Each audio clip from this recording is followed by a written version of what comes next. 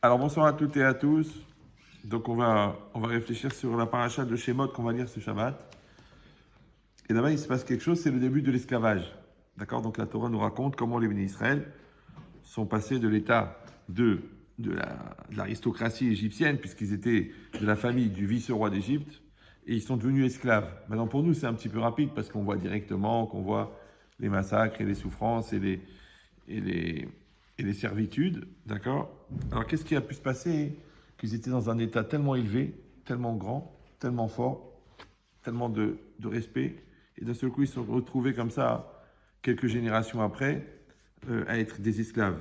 Et des esclaves en Égypte, ils valaient même pas leur poids en viande. Puisque quand il manquait des briques pour boucher les murs, on mettait des bébés juifs. D'accord. Pire que les Allemands qui ont fait du savon et des matelas avec les cheveux et du tissu et ils ont fait des abat-jours avec des peaux, la peau. Et quand les gens ils avaient des tatouages, ils enlevaient la peau pour faire des décorations. C'est-à-dire c'est des animaux, quoi. Ça, c'est les bons à rien. Imagine les mauvais, qu'est-ce que ça devait être, d'accord. Mais en tout cas, l'idée, c'est de savoir comment est-ce que les bénis Israël, eux, ils ont pu passer d'un état à la limite de seigneur, d'accord, qui vivait à Erez Goshen et tout, qui avait tellement respecté, puisque c'était de la famille du vice-roi, à l'état d'esclave. Donc, l'idée, c'est de savoir comment, encore une fois, qu'on s'adressait à eux de cette manière, c'est une chose, mais comment eux, ils ont pu s'adapter à ce niveau-là. Alors, c'est là-dessus qu'on va réfléchir ce soir. C'est en fait la capacité de l'homme. Ils disent que l'intelligence, c'est la capacité d'adaptation. D'accord. Mais des fois, c'est pour le bien, des fois, c'est pour le mal. Qu'en vérité, c'est comme ça que ça fonctionne. Alors là-bas, particulièrement dans la situation des bénis Israël, que c'est marqué que la Gemara dans Sota, elle dit que Pharaon lui-même, qu'est-ce qu'il a fait? On a convoqué tout le monde, les Égyptiens et les Juifs, pour la corvée du roi. Voilà. Et que c'était une noble cause d'aller participer à la fabrication, de la construction du palais du roi. Donc tout le monde y allait, c'était normal, et chacun. Et même le pharaon lui-même, il est venu avec un moule à briques, une espèce de rectangle comme ça, autour du cou, pour montrer que lui aussi il participe. Ils appellent ça la démocratie. Ouais. Dis-moi en vérité, quand les bénis Israël ils se sont défoncés pour donner le meilleur d'eux-mêmes et qu'ils ont fabriqué 1 million de briques, on leur a dit à partir de maintenant, ça sera tous les jours et le même quota. Et s'il manque, alors vous serez fouettés, vous serez maltraités. Ça veut dire quoi? Ça veut dire que... Mais même ça aussi, c'est difficile à comprendre. Comment quelqu'un il peut passer d'un état à un autre, même si on lui dit que c'est pour le bien du roi et tout. Mais dans le mental, au bout d'un moment, il dit, attends, mais je suis un esclave, et il est en train de me fouetter. Qu'est-ce qui se passe? Alors en fait, il y a une logique extraordinaire qu'on a développée pas mal de fois dans ce cours, et qui a été utilisée aussi par les nazis dans le négatif, dans la propagande. C'est qu'on n'a pas dit aux gens, il faut tuer les juifs. Non, on a amené les choses par étapes. D'abord, on a sorti la théorie des races, ouais, que c'est une race inférieure, une forme de vermine inutile dans le monde. Après, on a commencé à faire des lois spécialement pour les juifs. Après, on a dit, ils ne veulent plus aller à l'école publique. Après, on a dit, ils ne peuvent pas marcher sur le trottoir, ils doivent marcher sur la rue.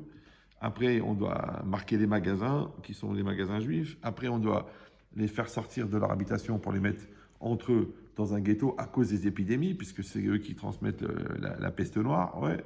Et après, ben, on les frappe dans la rue, et puis personne ne réagit, c'est normal, de toute façon c'est de la vermine. Et puis après, on les envoie dans des camps. Ben, évidemment, il faut les gérer, hein, comment on peut faire toute cette population et tout. Et puis après, ils disparaissent, ils ne reviennent jamais. Et les gens ils disent, bah écoutez, bah, c'est ça, c'est la guerre. Ouais. Donc, je ne sais plus comment il s'appelait, Goebbels, ou je ne sais plus lequel c'était, le responsable de la propagande de nazi.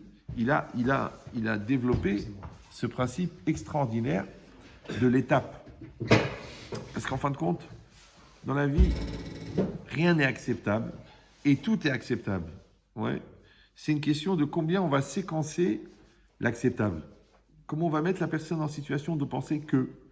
D'accord? Comme des fois des madames qui m'appellent pour me dire, écoutez, Arvet Chetrit, là, il m'a frappé, il m'a cassé le bras, il m'a cassé la tête contre la baignoire. Je dis, attendez, madame, il n'est pas venu comme ça. Bonjour, le tzaddik, le gentil, le mari attentionné, il vous a pris la tête contre la baignoire. Non, il vous a mal parlé, après il vous a insulté, après il vous a poussé, après il a cassé les meubles, après il vous a cassé la tête. Ça, c'est la logique de la séquence. C'est une sagesse incroyable qui est la capacité à séquencer les choses pour qu'elles deviennent acceptables. C'est ça l'insupportable. Alors, je vais donner cette image, comme quelqu'un, il arrive devant une falaise. On lui dit, vas-y, saute. Le gars, il dit, c'est pas possible. Il y a 32 mètres de haut. Même je cours, je prends de l'élan, je vais sauter combien? 1 mètre, 2 mètres, 3 mètres. Je ne vais pas sauter 32 mètres. Et il y a un gars super intelligent, qui était architecte à la base, qui a inventé la marche. La marche. Très grande format, la marche. Ouais, l'escalier. D'accord? C'est-à-dire 32 mètres, tu ne peux pas sauter. Mais 18 cm, tu peux monter? Oui, je peux. Eh bien, on va séquencer en marche. D'accord? Comme un crédit. On ne dit pas de payer 352 000 euros. Tu dis, mais je vais mourir. Non, tu vas payer 1 263 euros pendant 31 ans. Ah, si c'est ça, ça va, c'est possible. Ouais. Dans tout, c'est pareil. Donc, ça veut dire quoi? Ça veut dire que le fait de créer une séquence, et une séquence comme la marche, elle a toujours deux parties. Une partie raide, c'est l'effort à fournir. Une partie plate, c'est le résultat intermédiaire. Maintenant, quand on me demande de faire un effort, je ne peux pas le faire toute ma vie. Alors tu dis, non, ne fais pas toute ta vie, fais-le une marche. Une marche, tac. Après, hop, une étape intermédiaire, une satisfaction. Satisfaction, elle appelle une autre marche, un autre effort, une autre satisfaction. Ça, c'est comme ça qu'on évolue, c'est comme ça qu'on grandit. D'accord? Même les chiens qu'on domestique, on leur donne un sucre. Il y en a qui les piquent avec une cigarette, mais il est passé d'une étape à l'autre. Donc quand tu vois un chien qui fait des exercices, tu dois penser à toutes les souffrances par où il est passé pour arriver à faire un truc pareil. Parce que c'est pas naturel pour un chien de faire des trucs pareils. Ouais. Donc c'est de la même manière. On peut domestiquer la personne, on peut domestiquer une population, on peut domestiquer un peuple. Simplement parce qu'il faut trouver la bonne séquence. Parce que si la séquence est trop rapide, il y a de la révolte. Si la séquence est trop longue, on n'arrive pas au résultat qu'on recherchait. Donc en fait, il y a une chorma de la taille. Et moi, je m'étais intéressé à l'époque, j'avais cherché sur Internet et tout, dans la chorma de l'architecture, qu'il y a une norme de la taille de la marche. Il y a une norme. Ouais. Parce que si tu fais trop haut, les gens ne peuvent pas monter les escaliers quand la marche elle est trop haute. Si elle est trop large, bah, tu te prends les pieds dedans, tu risques de tomber. Donc il faut qu'elle soit assez haute pour te faire évoluer et assez large pour que tu puisses te reposer. Vous me suivez ou... Voilà. Comme l'enfant, tu ne peux pas lui dire à 7 ans, passe le bac. Non, on va prendre 15 ans. Il va le faire. Hein. CM1, CM2, 6e, 5e, 4e, 3e, seconde. Je dis, mais en vérité, on peut sauter des classes. Tout le monde sait, on peut sauter des classes. Moi, j'ai des enfants, ils ont sauté 2 classes. En vérité, bon, la 4e, ça ne sert à rien. C'est une répétition de la 5e. La première, ça ne sert à rien. Tu peux la faire pendant la classe de seconde. Ouais. Donc, il y a des systèmes. Mais qu'est-ce qu'on fait en vérité? Qu'est-ce qu'on fait? On va raccourcir la chose. Alors, des fois, on gagne en année, parce que du coup, l'autre, elle peut aller au séminaire plus jeune, mais on perd en maturité, parce que le bac à 15 ans et demi, tu n'as pas forcément le mental à la fac de rentrer à 16 ans et demi, donc enfin, une belle dépression, d'accord, avec des gosses de 21 ans. Donc c'est quoi la logique? C'est que le séquençage est nécessaire, parce que c'est impossible de faire autrement. Mais le problème, c'est que de la même manière qu'il existe un séquençage dans le bien, qui va permettre d'absorber un choc trop violent, il y a un séquençage dans le mal. C'est ça que la Gemara dit que Ezoï Avoda chez la Yetzerara, c'est quoi le travail du Yetzerara? Il ne va pas te dire fais Avodazara, fais idolâtrie. Non, asekar, ve asekar, asekar, ve asekar, asekar, ve asekar, Hache Avoda Avodazara. Ouais, fais cela, ensuite fais cela, fais cela, ensuite fais cela, fais cela, ensuite fais cela, et ensuite tu fais l'idolâtrie. Pourquoi? Parce que la sagesse, entre guillemets, néfaste du Yetzerara, c'est qu'il va créer des habitudes. Il ne va jamais faire fauter la personne. Il va développer les qualités qui vont amener à la faute. Vous suivez ou non? Comme dans un couple. Si dans un couple, par exemple, tu laisses passer la négligence, tu laisses passer le manque de respect, tu laisses passer les gros mots, après, qu'est-ce qui manque à la violence? Qu'est-ce qui manque pour passer à l'erreur ou à aller voir ailleurs? Qu'est-ce qui manque? Puisque les barrières ont déjà été cassées. Alors les gens, ils viennent comme ça, mais avec Chétri, je trouvais ça normal, je trouvais ça normal. Je dis, écoutez, moi, normal, pour moi, normal. Moi, je parle français, donc normal, ça vient de normer. Normer, c'est normer. Si dans votre couple, les normes, elles sont comme ça, si vos normes à vous sont anormales, ne t'étonne pas qu'ils ne suivent pas la norme. Maintenant, je ne sais pas ce que c'est la norme, moi. Moi, je pense que chacun, il crée sa norme. Donc, il y en a un qui trouve normal de travailler 18 heures par jour. Il y en a, au bout d'une heure et quart, il va s'évanouir de fatigue. C'est sa norme. Celui-là, il faut qu'il mange 19 tablettes de chocolat pour se sentir bien. Et celui-là, avec un bonbon, il est écœuré. C'est sa norme. Donc, en vérité, chacun a sa norme. Oui. Maintenant, quand on ne veut pas accepter ça, et qu'on vit n'importe comment, et bien au bout d'un moment, on perd pied. On n'est plus dans le rationnel, on n'est plus dans la logique, et là, on est manipulable. Donc c'est une grande question. Est-ce que le Yetzer Hara, en vérité, il a séquencé pour pas que je me rende compte que je vais vers la mort, ou non, il a séquencé pour pouvoir m'apprivoiser? Vous me suivez ou non? Comme quelqu'un, tu le pousses, il dit rien, tu le pousses, il dit rien, tu le pousses, il dit rien. Après, tu lui mets une baffe, après, tu mets une plus grosse baffe, après, tu mets une grosse baffe, après, tu m'énerves. La personne, elle dit, ah, ça doit être de ma faute. Bah, je l'ai poussé à bout. Mais c'est lui qui t'a habitué. Maintenant, est-ce qu'en vérité, son projet, c'était un jour de mettre la grosse baffe, et il a séquencé pour que tu t'y habitues, ou non, le projet, c'est de te soumettre à sa volonté par un jeu de pression et de compliments, de pression et de compliments. Ça s'appelle la terreur. Le terroriste a un avantage extraordinaire au niveau économique, c'est qu'il n'est pas obligé de mettre une bombe tous les jours. Il en met une, ça pète, après il se passe rien, puis après il en met une deuxième. Et c'est fini. C'est parti pour 10 ans de Vigipirate. Pourquoi? Parce qu'il n'a pas besoin d'être tout le temps méchant, puisque toi, tu as tout le temps peur.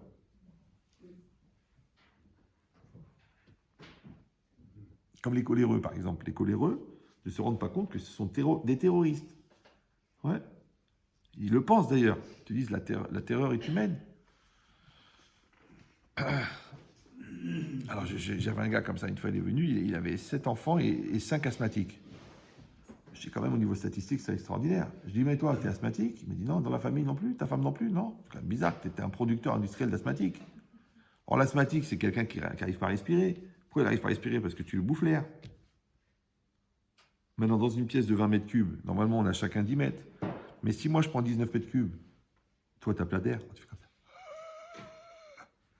La colère, c'est une explosion de volonté qui absorbe tout l'oxygène qu'il y a dans la pièce.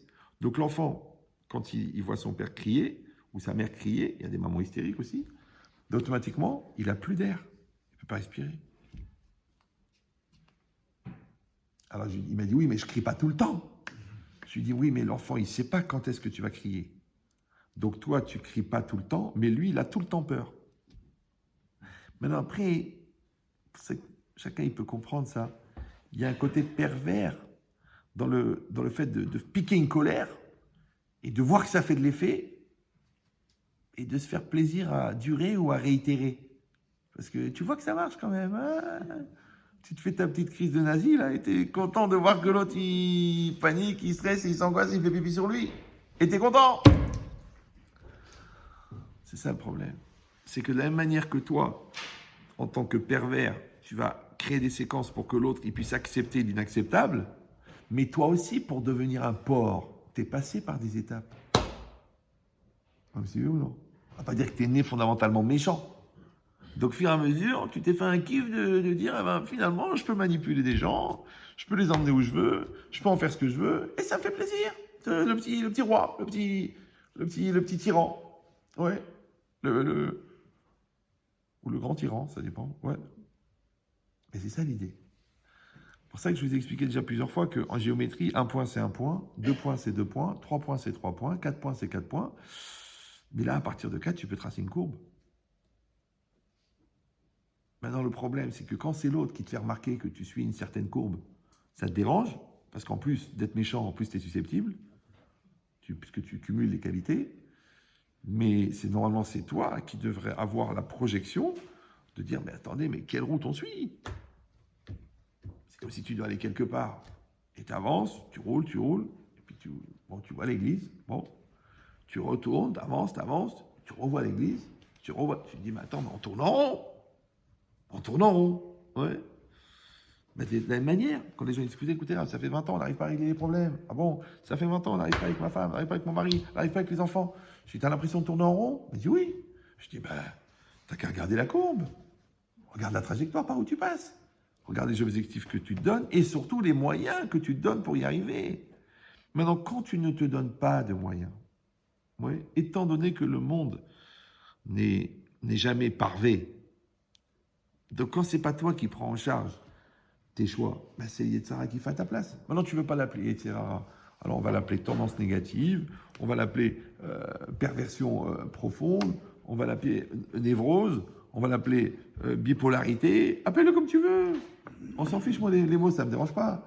Le problème, c'est qu'il faut accepter que quand tu n'es pas dans une démarche vigilante, active et positive de faire le bien, tu vas faire du mal.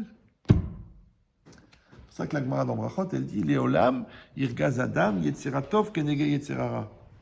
Perpétuellement, un homme doit faire lutter son bon penchant contre son mauvais penchant. Donc ça veut dire qu'au niveau du psychique, il y a le moi comme ça, et puis il y a le Yetzerara, le mauvais penchant, et le Yetzeratov, le bon penchant.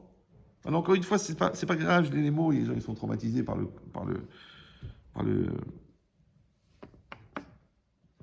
culture, mais en vérité, ça n'a rien à voir. Tu as une tendance négative en toi. Quand tu as la voix méchante, en voix qui te dit, allez, casse-le. Ouais. Quand tu as la voix qui te dit, de toute façon, tu ne te feras pas attraper. Quand tu as la voix qui te dit, le mensonge, c'est plus facile que la vérité. Quand tu as la voix qui te dit, ça te fait plaisir au fond que l'autre, elle pleure. Cette voix-là, tu l'entends. Maintenant, appelle-la comme tu veux, mais tu l'entends. Ouais. Et il y a une autre voix qui te dit, c'est pas bien de faire ça. Oh, tu dis, ouais, ça, c'est ma conscience. Ça, c'est mon mal-être. Ça, c'est ma méchanceté. Ça, c'est ma gaminerie. Ça, c'est mon côté victime. Ça, c'est mon côté battant. Ça, c'est mon côté qui veut réussir. Ça, c'est mon côté qui veut se planter.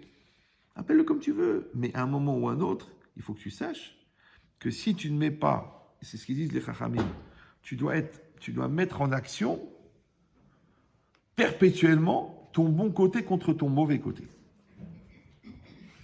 Mais si tu es passif, parce que tu dis, écoute, je vois pas le problème, de toute façon, je suis comme je suis, ma mère, elle m'a toujours accepté, ok, mais tu es passif. Or, dans le monde, le seul qui se donne l'illusion de croire qu'en étant passif, il peut faire avancer les choses, c'est l'homme. C'est le seul.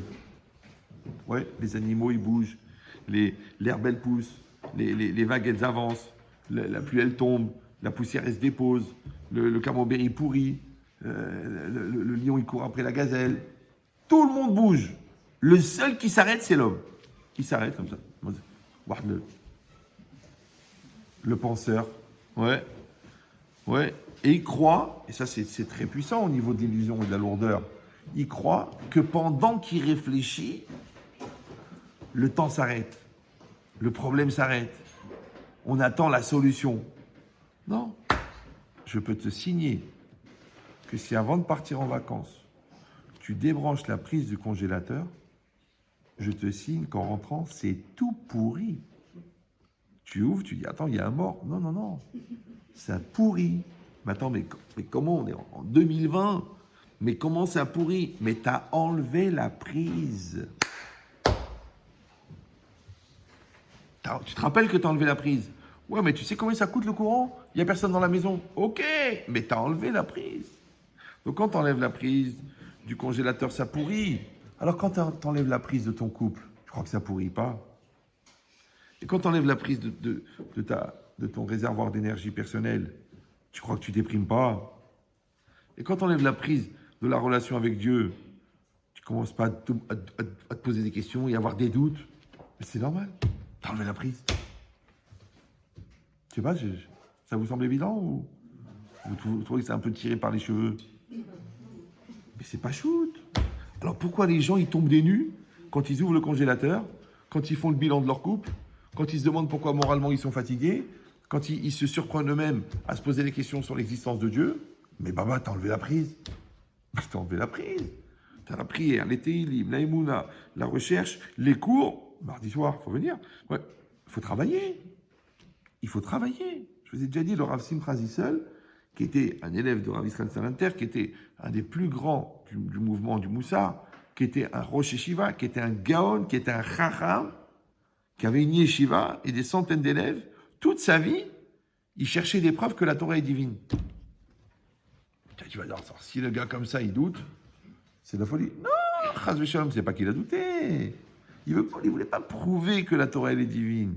Il voulait renforcer sa croyance. Vous me suivez ou non? Il est croyant, mais il va encore renforcer la croyance. Comme une personne, tu l'aimes.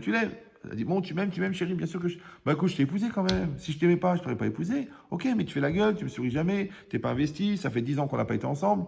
Ouais, mais tu vois le mal partout, et puis je suis fatigué, tu sais ce que je vis, tu sais ce qu'elle m'exige comme effort physique, ma secrétaire. C'est impossible.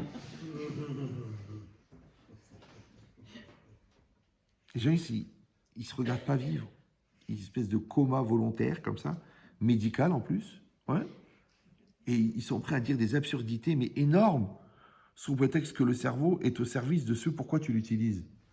Mais quand tu mets ton cerveau au service de ton mensonge, il va légitimer le mensonge. Quand tu mets ton cerveau au service de tes vices, il va légitimer tes vices. Quand tu mets ton cerveau au service du vol, il va t'apprendre à voler cachère. Ben, il faut quand même comprendre qu'il y a des milliers, des milliers, des milliers de cerveaux qui ont réussi à légitimer la Shoah. C'est quand même balèze. Ouais. Donc si on peut intellectualiser ça, tu crois qu'on ne peut pas intellectualiser le mensonge, tu crois qu'on ne peut pas intellectualiser l'adultère, on peut tout intellectualiser. Donc à quoi il sert l'intellect? Il ne sert à rien. Vous me suivez ou non? C'est pour ça qu'on a créé ce qu'on appelle le Chouch HaEmet, le sens de la vérité, d'accord? Au-delà de ce que tu peux réfléchir, au-delà de ce que tu peux comprendre, au-delà de ce que tu peux analyser, il y a aussi une notion qui s'appelle « ça se fait pas ». Il y a une notion qui s'appelle « je le sens pas ». Il y a une notion qui s'appelle « je me sens mal ». Mais si tu as détruit ça, parce que tu l'as détourné en intellectualisme, ben, il n'y a plus de limite. Parce que de toute façon, le cerveau peut tout légitimer. Vous me suivez ou non? Les conquistadors, ils vont te dire, bah, il fallait bien, on avait besoin de nourrir l'Espagne, donc on a massacré des populations entières, on a besoin d'or. Mais c'est quoi le problème? De toute façon, c'est des sauvages. Les autres, ils sont les Anglais et les Européens, ils ont massacré l'Amérique. Toujours, je donne cette réflexion-là du dernier grand chef indien. Vous vous rappelez de ça là ou non? Moi, j'écoute ça, je tombe par terre. C'est pour ça que je vous demande de rester assis pour le cours. Quand ils ont fini la guerre avec les Apaches et les Comanches et les Tralodonges, les derniers Indiens, ils ont arrivé maintenant, genre pour signer la trêve de paix. Donc vous aviez genre les civilisés avec les arracheurs de scalp, les gens qui mangent leur mère, qui font cuire leur sœur, c'est les Indiens. Et les autres, c'était les civilisés, d'accord? Et donc ils étaient assis et tout ça. Et le chef indien, il a dit un truc incroyable. Il a dit, nous, ça fait 2000 ans qu'on s'occupe de cette terre qu'on nous a confiée. On l'a préservée, on ne l'a pas abîmée, on l'a maintenue et entretenue. Tout ce qu'on mange, ça vient de l'animal, et le reste, ça pourrit. Avec la peau, on fait la tente, avec les os, on fait les armes, et on laisse la prairie telle qu'elle est, on ne touche à rien pour la préserver.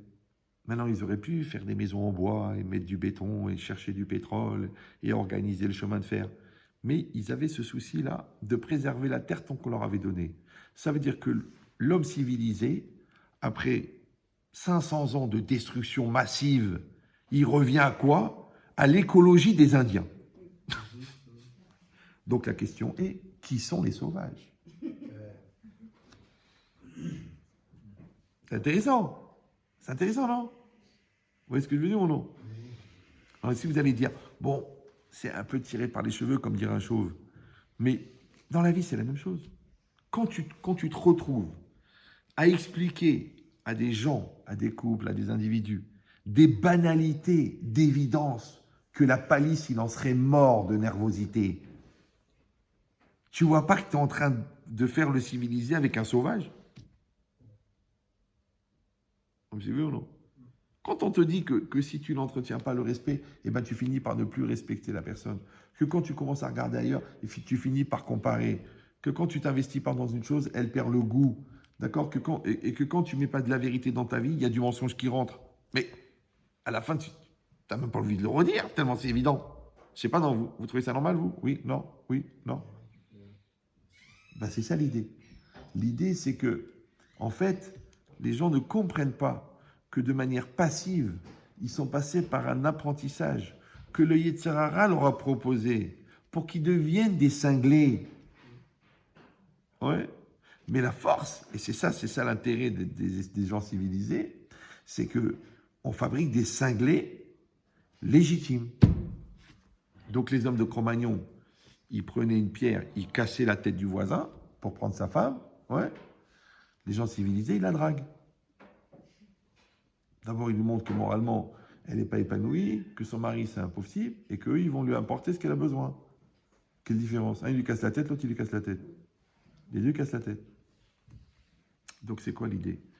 C'est est-ce qu'on a un scanner intérieur de FDG, de foutage de gueule?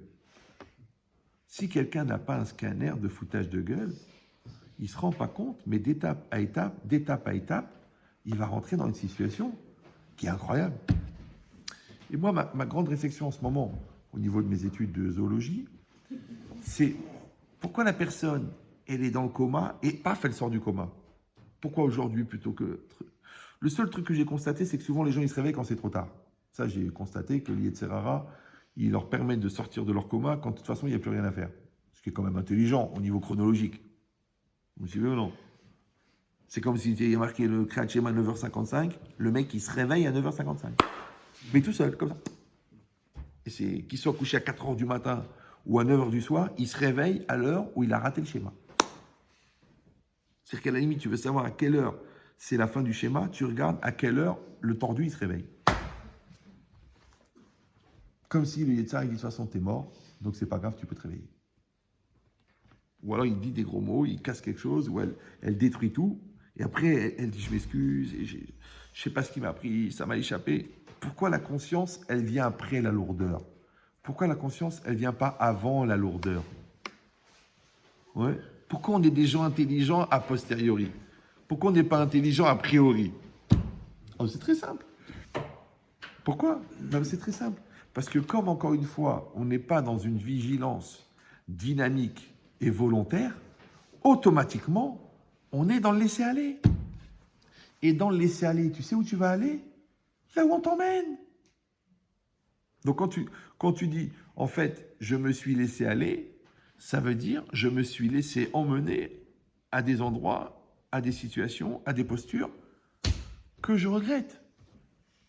Donc la question, le problème, c'est pas où tu es arrivé. La question, c'est la dimension passive de ton comportement. C'est plus facile quand il y a quelqu'un devant. D'accord? Vous comprenez cette idée là ou non? C'est ça qu'il faut arriver à comprendre. C'est pour ça que je vous ai dit 1 million de fois, mais je ne sais pas s'il faut répéter. Des fois, peut-être on ne comprend pas du premier coup. Puis moi, si j'étais convaincant, vous seriez convaincu. En un seul mot, d'accord? Mais c'est qu'en fait, pourquoi c'est marqué dans la Torah Ubechokotai telechu? Dans mes lois, vous irez. C'est intéressant. Enfin, la Torah dit Tishmeru, vous garderez. Tarasu, vous accomplirez. Ouais. Mais c'est quoi telechu? Vous irez. Alors j'avais expliqué, pour simplifier, que la lechet, c'est un verbe qui veut dire aller. Ok. Et halacha, ça veut dire la loi. Donc en fait, la halacha, c'est la trajectoire de déplacement d'un juif dans le monde. C'est pour ça qu'on dit altikre alichot et là halachot. Ne dis pas alichot, déplacement, mais halachot, loi. Mais quel rapport entre la loi et le déplacement? Parce que la trajectoire de déplacement, c'est la loi. Facile à comprendre, non? C'est comme si tu vois un GPS pour la première fois de ta vie. Tu dis, mais c'est quoi ce trait bleu au-dessus des rues? Il y a les rues, il y a les bâtiments, il y a les... Pourquoi il y a un trait bleu? Ça, c'est la marche à suivre. Ah, Mazé, Waze, non, halakha. Donc c'est facile. Tu suis. Non, il y a des petits malins qui, non, tout ça, c'est des inventions. C'est pour les sous-cerveaux. C'est pour les gens qui n'ont pas d'initiative personnelle. C'est pour les gens qui n'ont pas de conscience. C'est pour les gens qui ne sont pas intelligents. Mais moi, je vais me débrouiller tout seul. Ok, regarde les autres. Ça fait 15 milliards d'années qu'ils essayent de trouver un chemin. On va dire, on regarde les 5 derniers millénaires. Ouais, ils n'arrivent pas encore. Chaque génération, elle pense que celui d'avant, c'était un singe. Ça marche pas mieux, hein. Ça marche pas mieux. Donc c'est quoi l'idée? C'est qu'on a la chance d'avoir une trajectoire qui ne t'enlève pas le libre arbitre. Hein. Parce que tu as envie de délirer, tu peux délirer. Hein. Ouais. Mais tu as un mode d'emploi. Tu as une marche à suivre. Pour ça, je donne toujours cet exemple. C'est comme si un gars il dit, écoute, tu vois ce trou là? Tu descends. En bas, il y a un labyrinthe. Tu vois l'autre trou là-bas, 400 mètres? C'est la sortie. Si tu rentres dans le trou et tu ressors de l'autre côté, je te donne 500 000 euros. Le mec, il dit, attends, tu rigoles ou quoi? 500 000 400 mètres, attends, j'en ai pour 1 heure. C'est un labyrinthe. Ouais, d'accord. Maintenant, il y a une autre caractéristique, c'est quoi? C'est que ce labyrinthe, il n'est pas éclairé. C'est entièrement noir. Ouais. Deuxième caractéristique, c'est que ce labyrinthe, il est couvert de goudron frais sur toutes les parois. Waouh! Troisième caractéristique ou quatrième, tu as remarqué que tu es en costard tout blanc. Donc c'est vrai que tu dois ressortir de l'autre côté, mais sans une tache.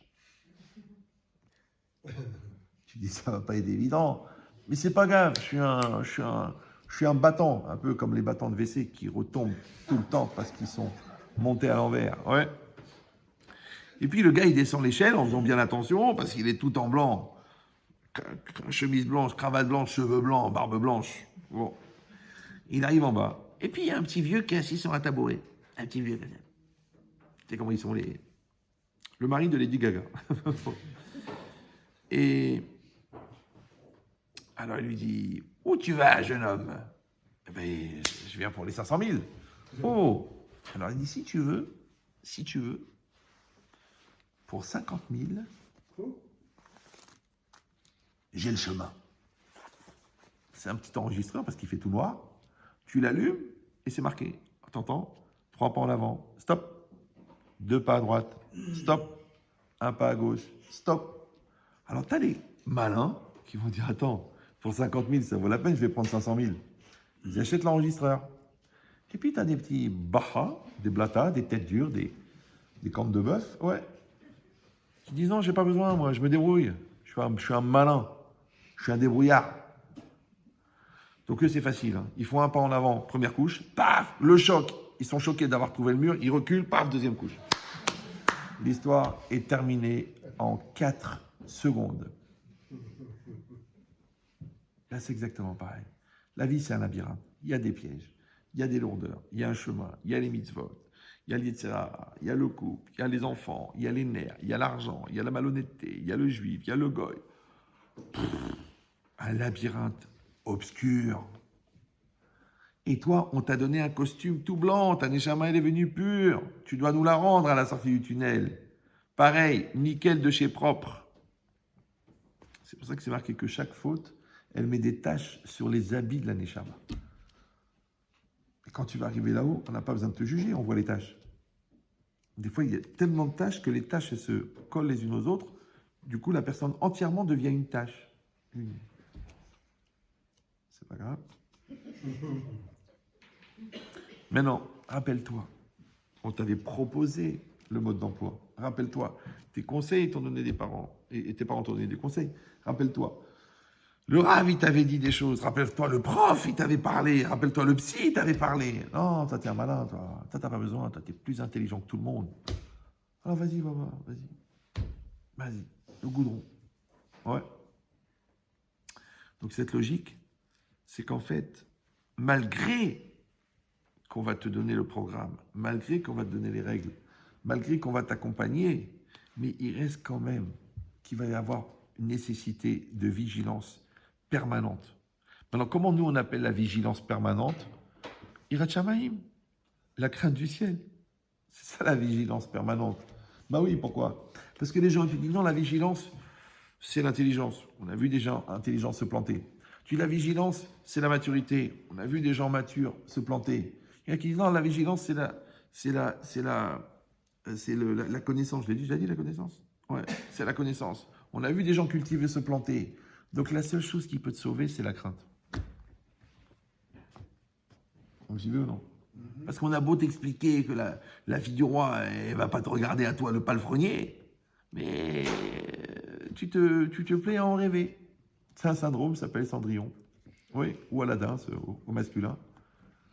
Non, ça suffit pas que intellectuellement, que tu as compris que la faute, c'est pas bien, que émotionnellement, tu as compris que ça va te détruire, que moralement, tu sais que c'est regrettable, que civilement, tu sais que c'est destructeur. Ça suffit pas. Au-delà de tout ça, il faut que tu aies la crainte. D'accord? Et la crainte, c'est quoi? C'est une conscience exacerbée que Hachem te l'a interdit et qui t'observe. T'es prêt? C'est pour ça que toujours les gens qui veulent fauter, ils sont obligés de rejeter la religion. Alors ils croient qu'ils sont agnostiques, qu'ils sont cartésiens, ou qu'ils sont athées. Mais non, 99% des athées sont des ignorants. Ils n'ont jamais ouvert un livre. Ils n'ont jamais parlé avec des gens qui connaissent le sujet. Donc ils restent entre eux athées. Ouais. Donc du coup, ils finissent même pas l'alphabet, parce qu'ils s'arrêtent au T. Après, ils s'étonnent qu'ils ont plein de questions, qu'ils ont plein de malaises, qu'ils ont besoin du Xanax. C'est normal. Ils vont pas au bout des choses. Mais pose tes questions. Pose tes questions, n'aie pas peur. Moi, je vous dis, hein, ne le prenez pas mal. Ça fait plus de 30 et quelques années que j'enseigne. Et j'en ai vu des milliers et des milliers et des milliers et des milliers de personnes. Ouais, à peu près 20 000 par an en moyenne. Et des gens dans les 20 000, il y en a qui viennent poser des questions. Vous me croyez que j'ai jamais entendu une bonne question? Une vraie question qui m'a déstabilisé. Le mec, waouh! Alors là, baba, alors là, tu m'as scié, comme il a dit l'autre, tu m'as cloué. Pas du tout. Pourquoi? Alors, je vais vous dire pourquoi. C'est très simple. Parce que les 3/4 des gens développent un questionnement pour se débarrasser du stress qui est créé par l'obligation. Vous me suivez ou non? Or, on sait très bien que celui qui est dans la fuite, il dira jamais quelque chose d'intelligent. Ça va? Il faut quelqu'un qui soit serein, quelqu'un qui soit intelligent, quelqu'un qui soit neutre, quelqu'un qui soit construit, quelqu'un qui soit fort, et il te pose une question. Et là, cette question, elle peut aller très loin. Mais le problème, c'est qu'il faudrait qu'il soit construit moralement, qu'il soit construit mentalement, qu'il soit construit intellectuellement et qu'il soit construit spirituellement. Mais comme il a fait une grosse carence au niveau spirituel, du coup, il devient le même niveau d'incohérence que le gars qui de toute façon est complètement idiot. Bah oui, parce que comme les gens sont incohérents, qu'est-ce qu'ils font? Ils deviennent cohérents avec leurs incohérences. C'est-à-dire qu'ils se servent de leur intellect pour légitimer le fait qu'ils sont incohérents. Donc déjà, ils sont faux. Vous me suivez ou non? Donc quelqu'un qui est faux, parce qu'il a déjà un intérêt à ne pas penser que la vérité, elle peut être autre que ce qu'il pense. Donc ils n'arrivent pas à envisager le contraire. Donc ils ne peuvent pas grandir. Donc ils sont condamnés en 2 mots, puisqu'ils sont convaincus en 1 mot. Ça veut dire qu'il ne faut pas avoir peur de dépoussiérer. Il ne faut pas avoir peur de poser des questions. Et je vous dis, les vraies questions que vraiment j'ai même honte de les formuler, ils sont dans les commentaires de la Torah. Comment tu peux expliquer que des rabbins, ça comme, que nous, on est des animaux à côté d'eux, ils ont posé des questions très très fortes sur la vie et sur la Torah. Ouais. Et qu'il y ait d'autres, soi-disant, agrégés ils posent des questions idiotes. Mais c'est très simple, encore une fois. Si ta question, elle vient en résonance du stress créé par l'obligation générée par la réponse, donc déjà, elle est faussée par ton intérêt. T'as compris ou ça va trop vite? Voilà. C'est-à-dire que si toi, tu n'es pas prêt à assumer les conséquences de la réponse, automatiquement, ta question, elle est fausse.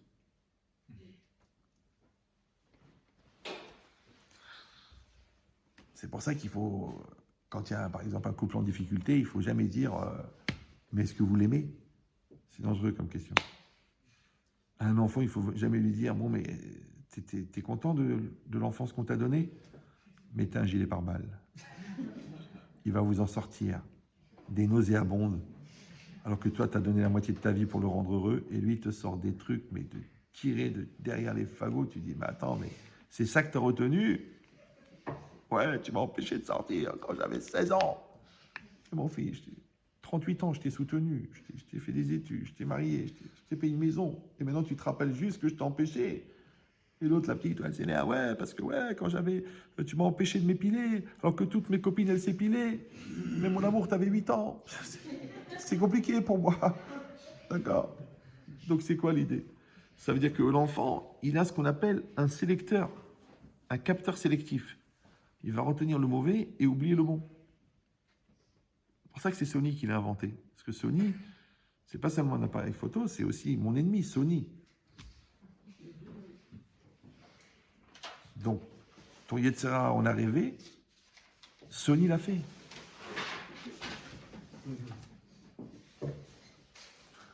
Donc, si un enfant, il ne va pas grandir pour dire « Ok, mes parents, ils m'ont stressé pour l'école, mais grâce à Dieu, maintenant, j'ai mes 30 000 euros de salaire. » Alors que l'autre, il avait des parents super cool, mais de chez cool, au cool de chez cool, au cool de chez cool. Tu fais ce que tu veux, où tu veux, quand tu veux, tu vas à l'école si tu veux, tu manges si tu veux, tu dors quand tu veux, tu fumes ce que tu veux. Et grâce à Dieu, t'es au RSA et t'es bien. Mais tu aurais pu prendre 30 000. L'autre, le pauvre, il a mal grandi, il a un truc, il est handicapé. Tu dis, bon, il a le RSA. Mais l'autre, il avait tout pour réussir. Comment j'ai pas vu, moi, un handicapé, moi qui travaille à la bourse, le mec, il fait des millions d'euros par jour. Donc ça veut rien dire handicapé. C'est dans la tête. L'autre, il est kéblo de la tête. Ouais. Et l'autre, il est libre dans sa tête. Donc ça veut dire quoi? Ça veut dire que si quelqu'un, encore une fois, il n'est pas dans une vigilance dynamique, volontaire, et je rajoute maintenant spirituelle, mais c'est sûr qu'il va se laisser entraîner. Mais la route, elle est déjà tracée. Vous voulez la preuve? Et ça, c'est un peu méchant. Vous êtes bien là-haut. Les réchaïm sont prévisibles. C'est incroyable. Les réchaïm, les fauteurs, sont prévisibles. Comment ça se fait? Tu sais pourquoi? Parce qu'on sait que chaque être, il est unique. Alors comment tu peux prévoir ce que l'autre il va faire? Oui, chacun, il est unique. Mais le Yetzirah, il est universel. Maintenant, je connais ton Yetzirah parce que j'ai le même. Une fois, j'avais un gars comme ça qui n'était pas vraiment chômeur Shabbat. Il est venu à la maison. Donc, il a voulu aider. À l'époque, j'étais Bacho. Et puis, il est passé Shabbat à la maison. Donc, on a débarrassé la table. Et puis, évidemment, à l'époque, vous savez, il y avait des petits trucs pour ramasser les miettes, là. Vous vous rappelez de ça? Donc, le mec, il a ramassé toutes les miettes au centre de la table. Et puis, il me regarde, je le regarde. Je lui dis, il ne faut pas les jeter par la fenêtre, c'est Shabbat. Le mec, il m'a dit, mais comment t'as su que je voulais les jeter par la fenêtre? Je dis, parce que tu n'es pas chômeur Shabbat. Parce qu'il y a une fenêtre devant toi. Parce que tu veux faire plaisir. Donc, tu vas être inspiré de prendre les miettes et de les jeter dehors. Vous me suivez ou non? Maintenant, si moi, je peux anticiper le Yetzirah de l'autre, et que le mec, il est aux 3/4 maîtrisé par son Yetzirah, donc je peux non seulement prévoir, mais je peux même manipuler. C'est grave, hein? Toute la manipulation, c'est quoi? C'est de manipuler les instincts de l'autre, de manipuler les pulsions de l'autre, de manipuler les nerfs de l'autre. Donc quand tu dis, vous savez pourquoi je m'énerve? Parce que l'autre il m'a poussé à bout, la vraie question c'est pourquoi? Pas pourquoi l'autre t'énerve, c'est la question c'est comment l'autre il connaît ton bout.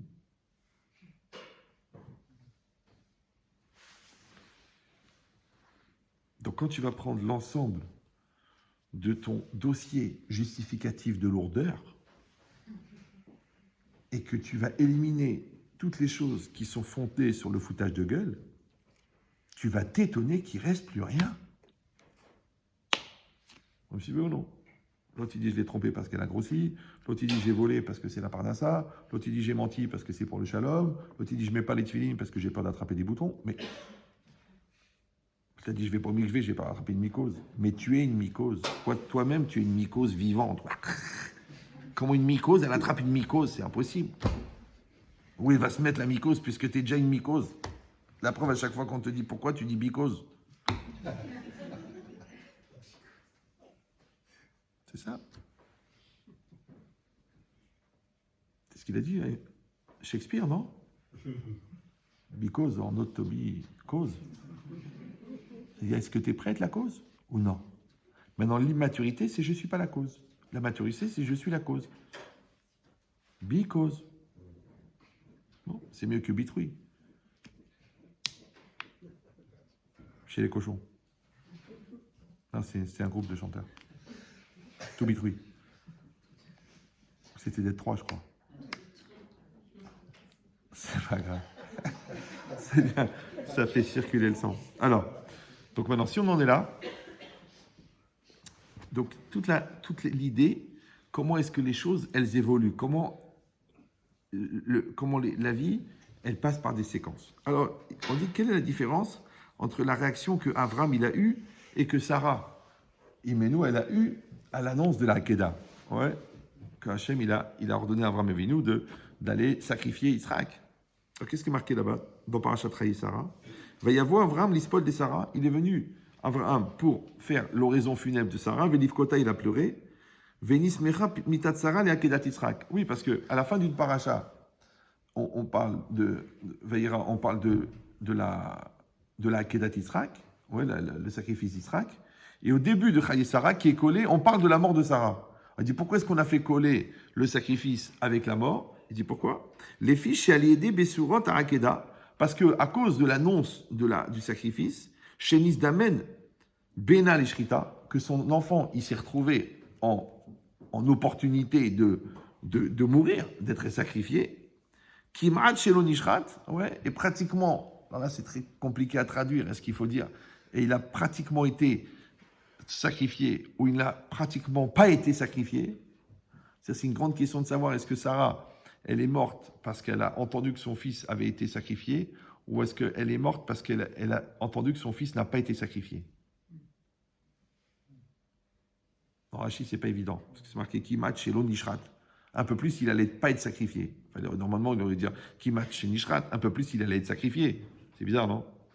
Après, c'est une question d'ambition spirituelle et on ne peut pas demander ça à tout le monde.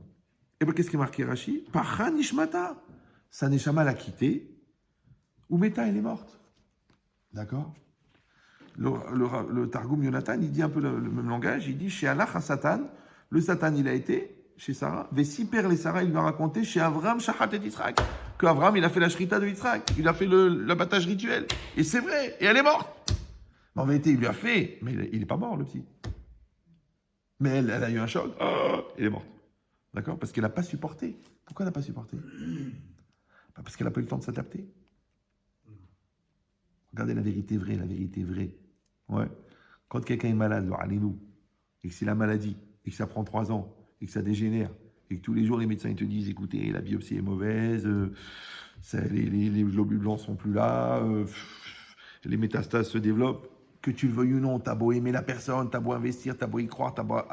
Dans un coin de ta tête, ça s'est mis que l'autre il va mourir. D'accord? Mais si l'autre il te dit attendez avant de commencer la soirée, je vais acheter des clopes. Il ne revient pas. Et au bout d'1 heure, la police elle appelle pour dire qu'il y a eu un accident. Le choc n'est pas le même. Hein. Pas du tout. Parce que quelque part, la dégénérescence de la maladie, entre guillemets, elle a préparé le deuil. Alors que si une oie, elle est en train de courir, une oie, elle est en train de courir. Et toi, tu es un samouraï, tu as un sabre, et tu lui coupes la tête, tu sais que la loi, elle continue à courir. C'est pour ça que même les gens spoliés, les gens trompés, les gens détruits, ils continuent à y croire. Parce que pour eux, ça ne peut pas arriver dans leur famille. Vous me suivez ou non? Pourquoi? Parce qu'ils n'ont pas eu le temps de s'adapter. Alors que regardez la différence avec Abraham. Quand Hachem il a voulu demander à Abraham Avinu de faire le sacrifice, c'est marqué Vayomer, Hachem il a dit, donc il s'adresse à Abraham, car prends, je t'en prie, et bincha, ton fils, et yichidecha, ton unique, Asher Afta, que tu aimes, et Yitzhak. Il n'a pas dit prends Yitzhak. Ouais. Il lui a dit dans 4 langages différents, étape par étape. Alors Rachid explique que c'est quoi cette discussion. Il dit quand il lui a dit et bincha, prends ton fils, il lui a dit Shnebanim, j'ai 2, parce qu'il avait Ishmaël et Yitzhak. Quand il a dit et yechidecha, ton unique, il a dit mais les 2 ils sont uniques, parce que un, il est unique de sa mère Sarah, et l'autre il est unique de Hagar. Donc c'est 2 fils uniques en fin de compte par la mère. Ouais. Quand il lui a dit que tu aimes, il a dit les 2 je les aime. Et c'est vrai, on n'a jamais vu que Avraham Avinu il n'aimait pas Ishmaël, il aimait Ishmaël. Alors, il a dit à Marley, et Yitzhak. D'accord? Alors qu'est-ce que vous croyez que le bon Dieu il bégaye? Ou alors il manque de précision? Ou alors il a honte d'être direct? Non, parce qu'il a aménagé des strates d'adaptation pour que Abraham ne soit pas choqué. Qu'est-ce qu'il dit Rashi? La malogila lomitrila. Pourquoi il n'a pas dit depuis le départ Yitzhak? Il a dit Shelo le arvevo pitom, pour pas le mélanger de manière soudaine. Vetazouar darto ala vetitaref. Ouais, et que son esprit il va se perturber, il va devenir fou. Parce que c'est quoi la folie? La folie, c'est d'être confronté à une situation inacceptable. Vous savez que, c'est pas pour vous choquer, mais quelqu'un m'avait expliqué ça, que dans les chambres à gaz, qui n'ont pas été détruites, parce que ces grands courageux guerriers du Troisième Reich, ils ont tout détruit comme des voleurs, en espérant ne pas se faire attraper, tellement ils étaient courageux. Ouais. Ils ont raconté que dans les chambres à gaz qui n'étaient pas détruites, le plafond de la chambre à gaz, le béton, c'était du béton euh, brut, il était arraché. Et qu'on voyait les marques de doigts. Alors, je ne sais pas si vous avez déjà essayé de faire des marques de doigts dans un béton. Vous me suivez ou non? Qui n'est pas frais. Parce qu'en Amérique, ils mettent les marques de main, mais le truc n'est pas encore sec. Mais là, le béton, il était sec. Oui, il est dur, il est très dense.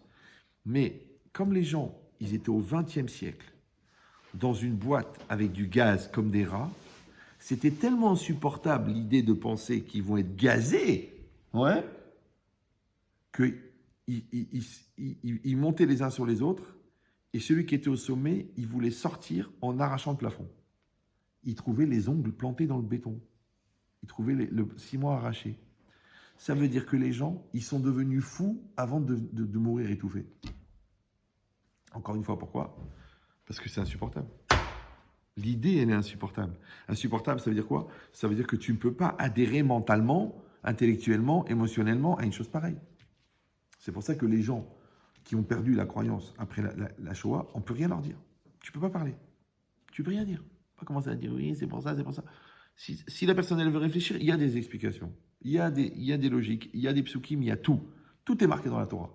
Mais si la personne n'est pas demandeuse, parce qu'elle est dans une logique de traumatisme, c'est même pas la peine d'essayer d'argumenter. Toi, tu y étais, toi. Toi qui es en train d'argumenter, toi, le premier, tu aurais enlevé ta brit mila, tu aurais enlevé ta kippa, le premier. Ouais.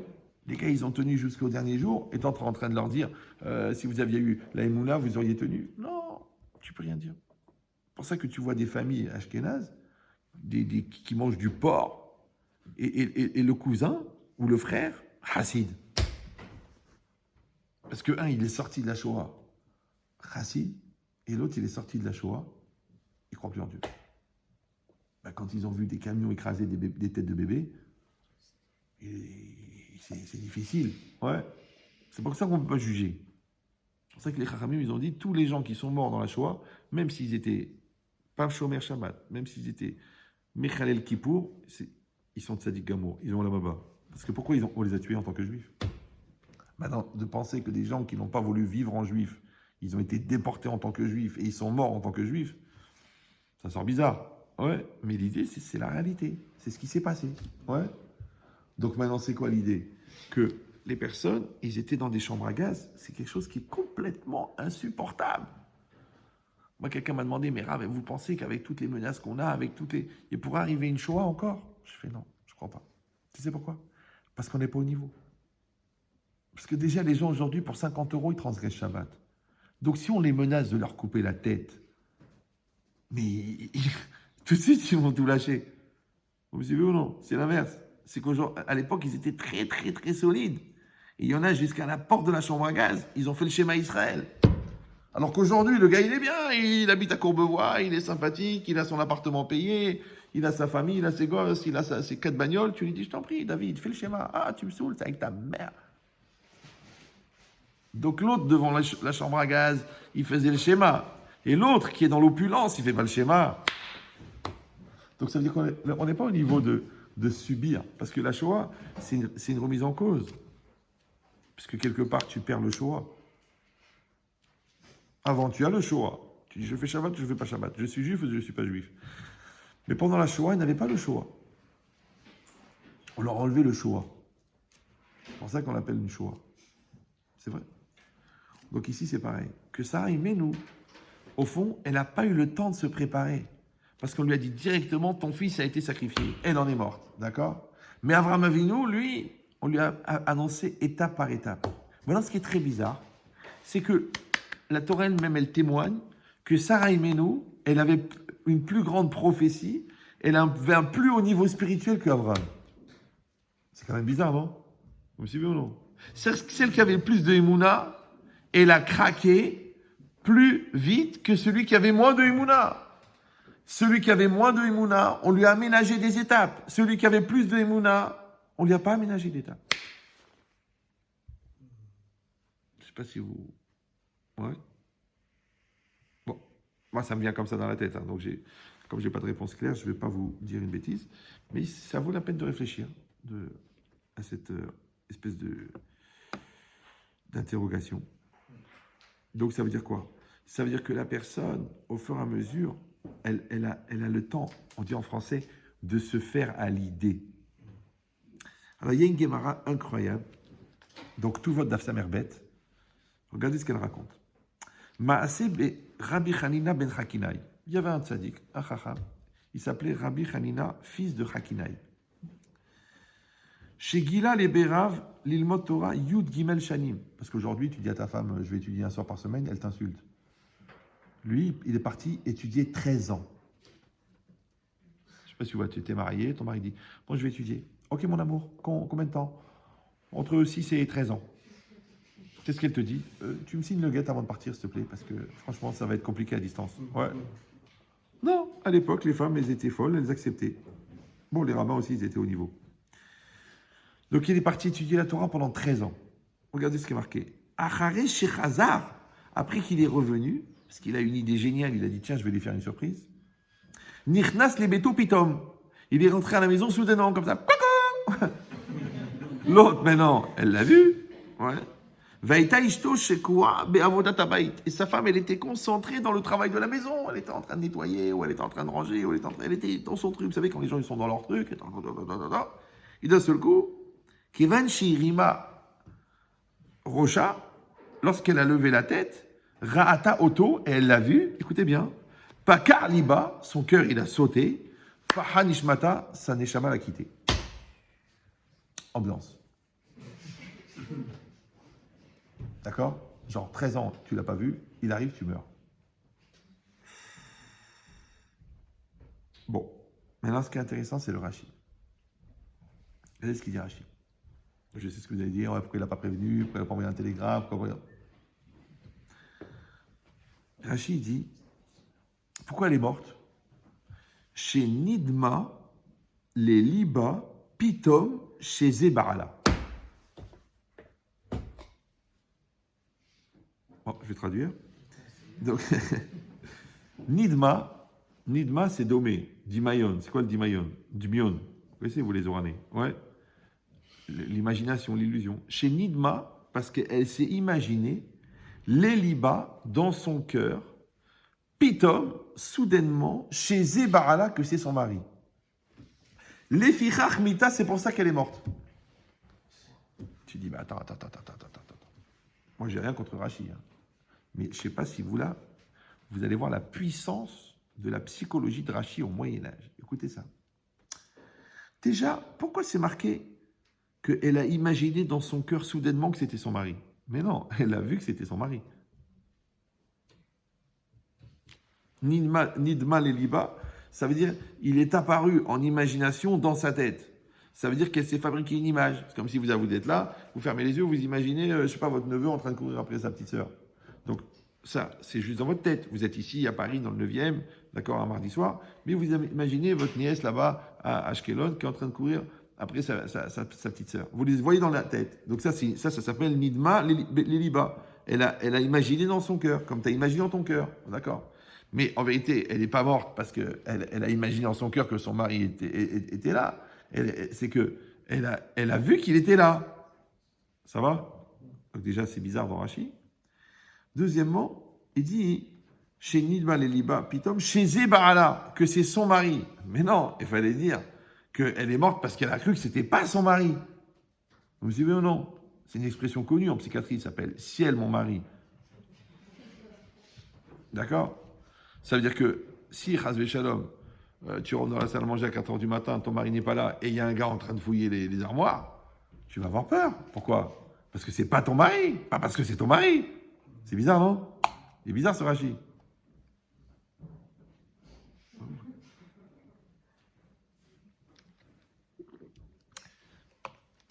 Tout le monde m'a dit amène une bouteille et pareil que Gagne, il fait comme ça. Bon. Mais vous avez compris l'idée ou non? C'est bizarre. Donc, première question, comment ça se fait que c'est marqué qu'elle s'est imaginée dans son cœur que c'était son mari? Ouais. Pourquoi c'est pas marqué elle a vu que c'était son mari? Et deuxièmement, pourquoi elle est morte justement parce que c'était son mari? Donc, elle aurait dû mourir parce que c'était pas son mari. Ou qu'elle a cru que c'était pas son mari. Donc ici, il y a écrit un chidouche extraordinaire. J'espère que je vais avoir la pédagogie de vous le faire comprendre. Nous, on croit qu'on voit des choses et on réagit. D'accord? Alors qu'en vérité, le cerveau, il a une capacité d'anticipation incroyable qui va fabriquer une image dans mon cœur avant que je perçoive la réalité. Par exemple, t'aimes pas quelqu'un, d'accord? Donc tu as un a priori négatif. Donc même quand l'autre, il va te tendre la main pour dire bonjour, dans ta tête, tu dis mais quel hypocrite. Mais premièrement, que tu l'aimes pas, bon, c'est une réalité émotionnelle, mais peut-être qu'en fait, il n'a jamais rien fait pour ça. Bon, c'était le premier de la classe, il est très mignon, toi, t'es moche. Donc, c'est possible, mais c'est ton problème. Mais toi, dans ta tête, quand tu as un a priori négatif, donc quand lui, il te serre la main, tu le vois mal. Alors imagine quand il vient pour t'insulter. Mais ce qui est intéressant, c'est quoi? C'est que cet a priori, en fin de compte, à chaque fois que tu rentres dans une situation, tu as d'abord fabriqué une image virtuelle dans ta tête avant de rentrer ce qu'on appelle ce que tu t'attends à trouver, ce que tu t'attends à voir. Ben, c'est ça qui crée le choc. Par exemple, une fois, le Rav de Brisk, quelqu'un lui a fait du mal. Alors, il n'a pas compris. Il a dit, mais je comprends. Il a été le voir, il dit, je comprends pas, je t'ai jamais fait du bien. Pourquoi tu me fais du mal? Bon, c'est Ashkenaz comme raisonnement, vous ne pouvez pas comprendre. Ouais. C'est-à-dire que les gens qui t'ont fait du bien, s'ils n'ont pas les qualités morales pour être capables de remettre en cause le complexe créé par la bonté et réussir à dire merci, ils vont développer un mal-être qui est que finalement, j'ai eu besoin de toi. Donc, ils vont te renvoyer du mal quand tu leur as fait du bien. Mais les gens à qui j'ai pas fait du bien, pourquoi ils vont me faire du mal puisque je leur ai rien fait? C'est bizarre, non? Vous comprenez le truc? C'est vrai. Des gens, pendant 20 ans, tu leur donnes du bien, c'est tes enfants. Ouais. Mais tu leur demandes de faire un effort. Ils veulent pas. Leur copain, leur copine, qui vient d'arriver dans leur vie, ça fait 3 jours. Il dit, allez, tu viens, on va balader tes parents. Le mec, il envoie balader. Ah, toi, tu dis, ok, je veux bien la fracture parentale, le refus de l'autorité, la destruction de la hiérarchie, je sais pas moi, la société moderne, la connerie ambiante, ce que tu veux. Mais quand même, ça fait 20 ans que je te fais du bien. C'est juste moi que tu as jugé mal. C'est bizarre, non? Vous me suivez ou non? C'est bizarre. Non, mais encore une fois, je ne veux pas faire des clichés ou... Non, rien que de raisonner, tu t'assois comme ça, tu dis, tiens, c'est marrant. Ça. Ouais, c'est comme si tu vois la caca de pigeon qui colle au mur. Tu dis, comment elle fait pour tenir? Eh bien, c'est pareil. Tu dis, mais comment le gars, il n'a pas un minimum de reconnaissance, même s'il n'est pas religieux, c'est pas grave, de dire, attends, l'autre qui m'a fait du bien. J'ai aucune confiance en toi, alors qu'il t'a mis au monde. Et l'autre qui vient d'arriver, mais à peine on vient de décoller l'autocollant, ça veut dire qu'il est neuf, le gars, il rentre dans ta vie il y a 3 semaines. Ouais. Et tu lui dis, lui, c'est mon vrai ami. Lui, il m'aime vraiment. Lui, il m'écoute, lui, quand je parle. Pas comme toi. Toi, tu voulais même pas que je vienne au monde. D'ailleurs, le préservatif était troué. Je sais pas comment il l'a su, mais c'est intéressant. Ouais. Alors, je te dis pourquoi. Parce que les gens qui t'ont fait du bien, si tu n'es pas capable de l'assumer, ton ego, il va renvoyer du mal. Parce que c'est dur de dire merci. C'est dur de se remettre en cause. C'est dur d'assumer le devoir de reconnaissance. Vous savez pourquoi les gens, ils en veulent aux gens qui leur ont fait du bien? Parce qu'ils sont tellement étouffés par l'effort à fournir pour dire merci qu'ils sont obligés de légitimer leur violence en voyant le mal chez l'autre. Je sais, vous vous dites depuis quand il nous connaît, d'accord? Mais c'est intéressant comme principe. C'est-à-dire que si moi, encore une fois, toujours pour répéter, je ne suis pas dans une vigilance positive de dire attention, quand je fais du bien, je crée aussi chez l'autre un complexe. Ouais. Quand j'encourage, en même temps, je crée un stress. Quand je donne un conseil, en même temps, je bourre la tête. Si je ne le fais pas, parce que ça part d'une bonne intention, je prépare déjà le retour de manivelle que je vais prendre dans la gueule quand l'autre, il va être ingrat. Alors que moi, je dis, mais quelle ingratitude avec tout ce que j'ai fait. Et qu'est-ce qu'il dit l'autre? Regarde le vice. Il dit, mais je t'ai rien demandé. Et toi, tu dis, dommage qu'il n'est pas mort avant. On est dans une ambiance. Ouais, c'est bizarre. Donc, ça veut dire qu'il faudrait faire l'inverse. Il faudrait dire, les gens avec qui j'ai fait du bien, ils vont me décevoir. Les gens chez qui j'ai investi, ils vont être ingrats. Les gens à qui j'ai parlé sincèrement, ils vont être convaincus que j'ai menti. Les gens que j'ai été honnête avec eux, ils vont penser que je les ai embrouillés. C'est incroyable. Donc, quand je fais ça, donc j'ai deux solutions. Soit je vais être dépressif et je vais mourir, soit je vais faire le contraire. Je vais dire, donc puisque c'est comme ça, je vais prendre des gants. Donc déjà, je vais me blinder. Peut-être que le retour ne va pas être exactement ce que j'attends. Et deuxièmement, je vais anticiper par. Anticiper par.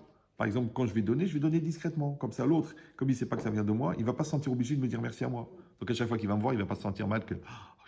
Attends, faut que je lui dise merci aussi. Hein. Bah écoute, il t'a quand même donné 20 000 euros pour te marier. Ouais, mais si c'est pour me le rappeler tous les jours, en fait, il n'a rien dit, mais c'est toi qui, dans ta tête, tu te sens mal. Parce qu'un gros glandeur qui aurait dû mettre de l'argent de côté, après il est venu voir son père, il dit je vais me marier, maman, tu peux m'aider. Dis mon fils, toi t'es docteur, moi je suis à la poste. Lequel des deux qui est timbré?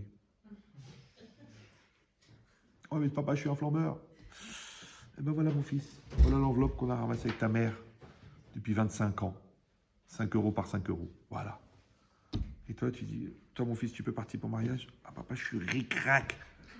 Tu sais, le shit, ça me prend une tonne et j'ai du mal à mettre de côté puisque tout part en fumée. On va commencer à mégoter sur des centimes, d'accord? Donc c'est ça l'idée. L'idée, ici, c'est marqué que en fait, elle est morte, d'accord? Parce que dans sa tête, et c'est quoi l'ibo? L'iba, son cœur, on a expliqué déjà 1 million de fois que le lève, c'est la réalité de la personne. C'est-à-dire que ce qui se passe vraiment, c'est pas ce qui se passe à l'extérieur. Parce que ce qui se passe à l'extérieur, il y a un taux d'interprétation qui est plus de 1800% de déformation. Par contre, le vrai ressenti à l'intérieur, ça tu le sais. D'accord? Quand tu es sincère, tu le sais. Quand tu es honnête, tu le sais. Quand tu es entier, tu le sais. Quand tu t'embrouilles, tu le sais. Quand tu es dans la polémique, tu le sais à l'intérieur. À l'extérieur, c'est compliqué parce qu'il y a le regard de l'autre, il y a la pression de la situation, il y a ton ego, il y a ta susceptibilité. Donc, le temps que tu te rends compte que tu te fous de ta gueule, ça va prendre un certain temps. Mais à l'intérieur, au moment de l'acte, quand même, tu sais que tu te fous de toi. Sinon, il faut consulter, baba. Donc, en vérité, la réalité de quelqu'un, elle est à l'intérieur. Vous me suivez ou non? Maintenant, la réalité négative ou la réalité positive aussi. C'est que quand tu as un a priori positif sur quelqu'un, ou quand à l'intérieur, tu es complet, ou que tu es bien dans ta peau, ou que tu aimes la vie, ou que tu as une émouna très forte à l'intérieur, tu verras que tu traverses beaucoup plus facilement les tempêtes de l'extérieur. C'est pour ça que je vous ai expliqué déjà 1 million de fois qu'on passe notre vie à fabriquer notre pensée. D'accord? Donc un terrain moral fort, un terrain de émouna fort, un terrain personnel fort, un terrain physique fort, fort. Parce que la propagation de la maladie, tu crois que ça passe par quoi? Par les cellules. Ça passe par la tête. Le contraire, la remise en cause de la maladie, ça passe par la tête aussi. Ça va ensemble. Alors, quelle différence entre la maladie, ou alors la destruction de ton couple, ou alors la destruction des relations avec l'autre, ou la destruction de sa capacité de travail, parce qu'il y a une mauvaise gestion de sa fatigue physique ou morale. Mais c'est la même chose. Ça passe par la tête. Donc, tu vois que quand tout passe par la tête, ça veut dire qu'il faut recentraliser ce qu'on appelle en français la concentration. Même en français, ils te disent, écoutez, essayez de vous recentrer. Pourquoi? Parce que qu'est-ce qui fait une des fonctions du Yetzer Hara? C'est le bilboul ada'at. La tête mélangée. Ouais. Ça s'appelle Pizur HaMachashavot. La dispersion des pensées. Genre, j'ai la tête là, j'ai la tête là, j'ai la tête là, j'ai la tête là, j'ai la tête là, et à la fin, tu as la tête là. D'accord? Donc, parce que tu n'arrives pas à te concentrer. Tu te dis, bon, l'argent, les nerfs, je sais pas le bon costume, j'ai oublié de mettre du déodorant, je suis mal coiffé, l'autre il me regarde, il me fait un truc, la voiture elle est mal garée, j'ai oublié d'appeler les impôts, le petit il m'énerve, l'hôtel m'appelle pour que j'oublie pas de ramener du lait, j'en peux plus. Parce que c'est le travail du Yetzer Hara. Le travail du Yetzer Hara, c'est l'amalgame. Or, rappelez-vous cette phrase de Menchetrit qui est devenue célèbre. Vous prenez une feuille de carton, vous prenez des tubes de gouache, vous mettez du blanc, vous mettez du marron, vous mettez du jaune, vous mettez du rouge, vous mettez du bleu, vous mettez du violet, vous mettez du vert. Quand vous mélangez, ça fait toujours du noir. Ça s'appelle amalgame. Il faut séparer les couleurs. Donc, mon amour, en résumé, j'ai un problème personnel, tu as un problème personnel, on a un problème de couple, on a un problème d'argent, on a un problème avec ta mère, qui est inhérent à la nature, ouais. On a un problème de point de vue, parce que toi tu veux faire la lia, moi je veux pas. On a un problème relationnel avec l'argent, parce que moi je suis un rat d'infini, et toi, tu es une catapulteuse. Donc on va séparer les choses. Donc si ça ne te dérange pas, on va prendre pôle par pôle. Qu'est-ce qu'il fait l'Yetzirara? Il mélange tout. Rappelez-vous, votre papa, quand vous avez fait une grosse bêtise, d'accord, d'arriver en retard ou de ne pas rendre la dissertation, ouais, au lieu de vous dire « Pourquoi tu n'as pas rendu la dissertation ?» Il disait « Ouais, de toute façon, tu t'habites pas avec Sniout, et tu nous écoutes jamais, puis tes copines, c'est tous ces trucs, et qu'est-ce que tu fais jusqu'à 4h30 du matin devant la télé ?» Pourquoi il parle de tout maintenant? Parce que tant que je la tiens, je lui fais tout passer. Mais ça marche pas, tu peux pas manger l'entrée, le plat, le dessert, les endives, le gâteau, le chocolat, la liqueur et le café en même temps. Tu vas mourir. Déjà, la Dafina qui a le goût du café, ça fait bizarre. Et elle a déjà la couleur. Ouais. Mais c'est quoi l'idée? C'est l'amalgame. Donc, il faut séparer les couleurs, séparer les questions, séparer les pôles de déstabilisation. Parce que c'est ça son projet. Parce qu'il sait, l'Yetzirara, que si tu les fais cumuler, après, tu vas faire n'importe quoi.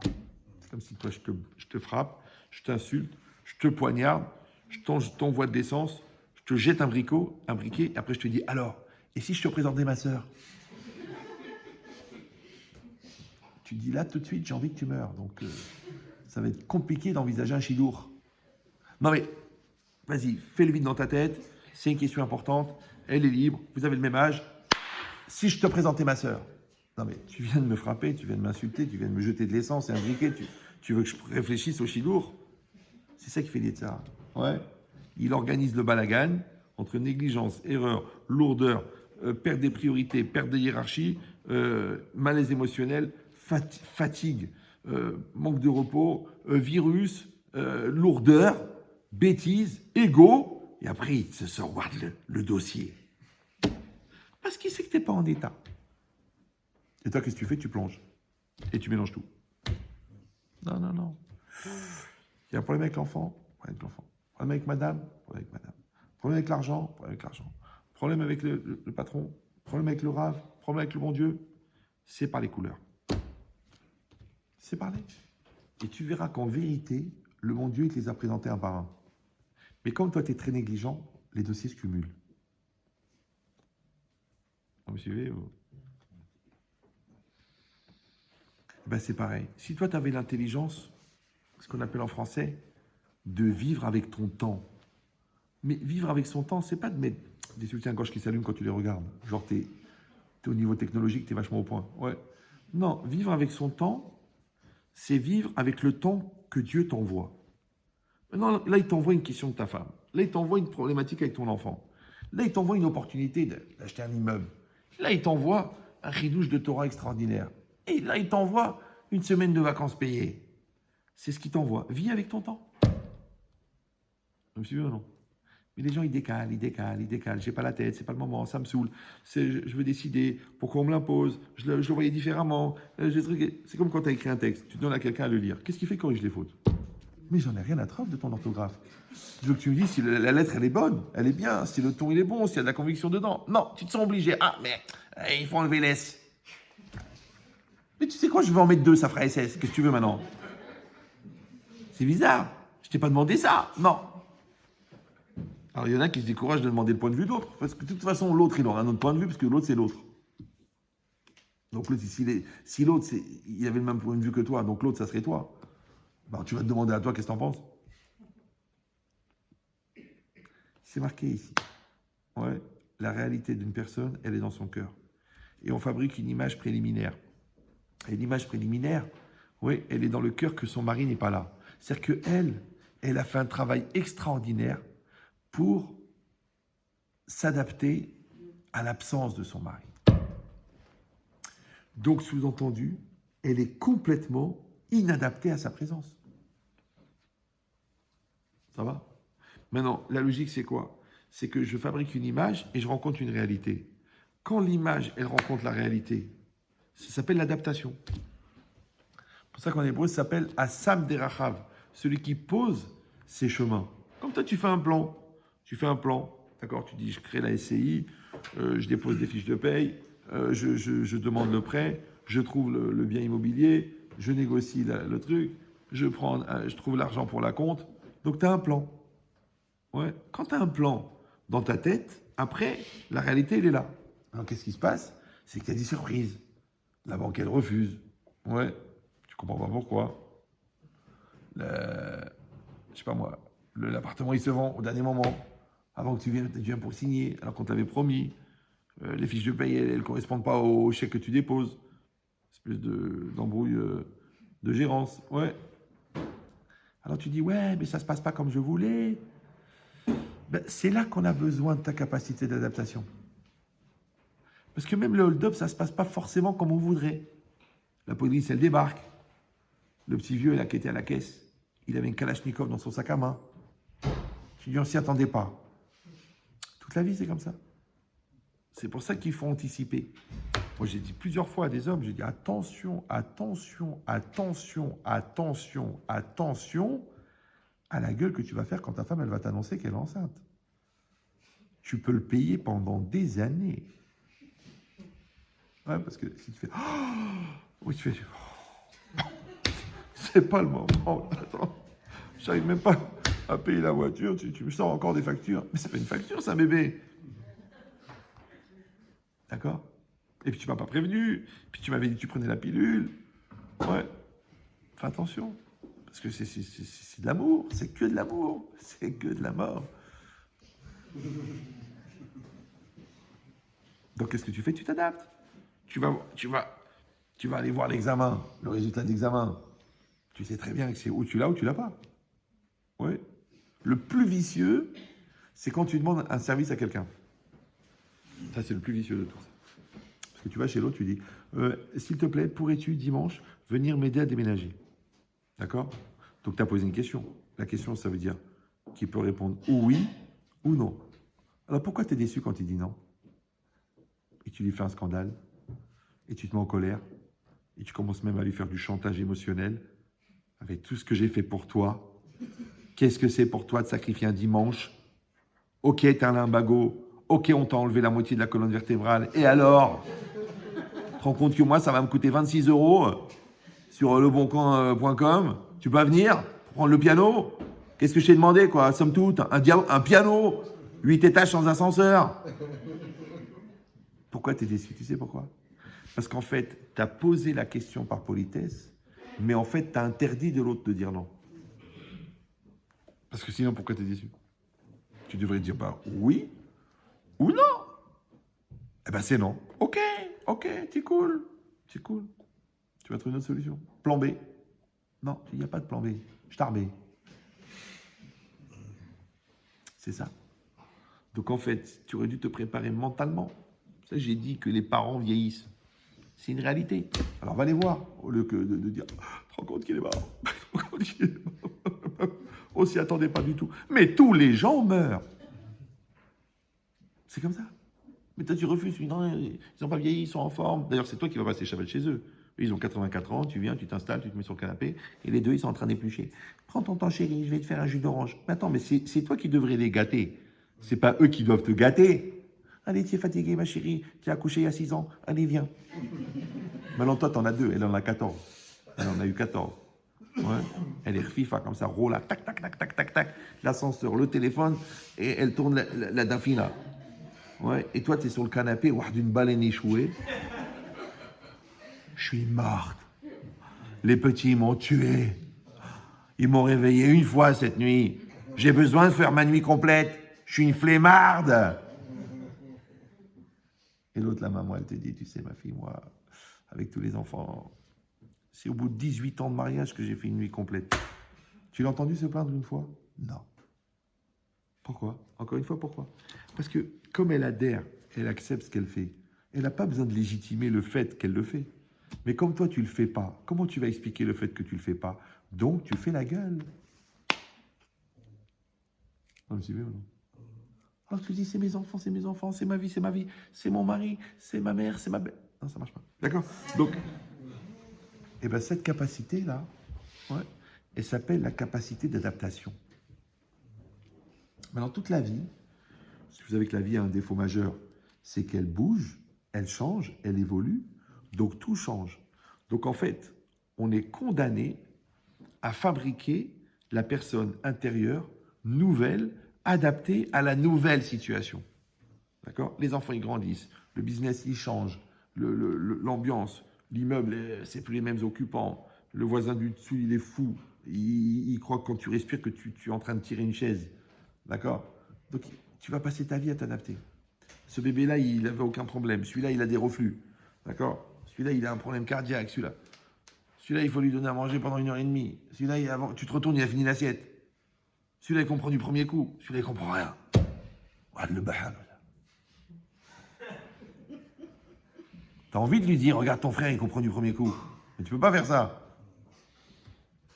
À cause de ça, on est descendu en Égypte. Parce que Jacob, il a préféré Yosef.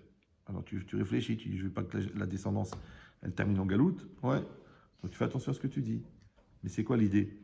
C'est qu'en fait, on est condamné à s'adapter. Une fois des parents comme ça, ah ben Chétri, pendant tous les fiançailles, ouais, elle est folle, elle est tordue, elle est malade, elle n'a pas des bidotes, elle fume de la coke, elle est pourrie, elle n'a pas de pudeur, elle n'a pas de finesse, c'est pas notre genre, c'est pas notre culture, c'est pas notre spiritualité, c'est pas notre... Je les ai laissés parler.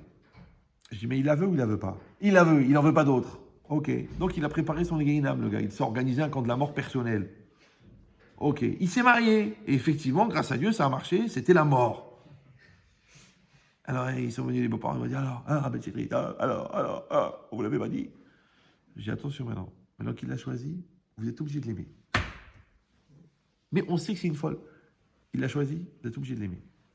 Je n'ai pas dit que vous êtes obligé de l'accepter, vous êtes obligé de la supporter, vous êtes obligé de l'aimer.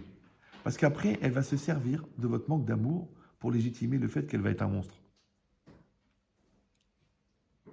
Parce que elle, c'est une épreuve pour toi, mais toi, tu es une épreuve pour elle.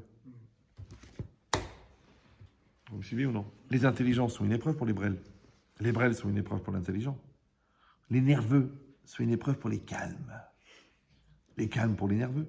Les radins, ils sont une épreuve pour les généreux. Les généreux, ils sont une épreuve pour les radins. Toute la vie, c'est quoi? C'est des épreuves. Maintenant, puisque le monde, il est pluriel, puisque l'homme, il est pluriel, et même le même homme, aux différentes phases de sa vie, il est pluriel, donc on passe notre vie à s'adapter au pluriel. Ça s'appelle la capacité d'adaptation.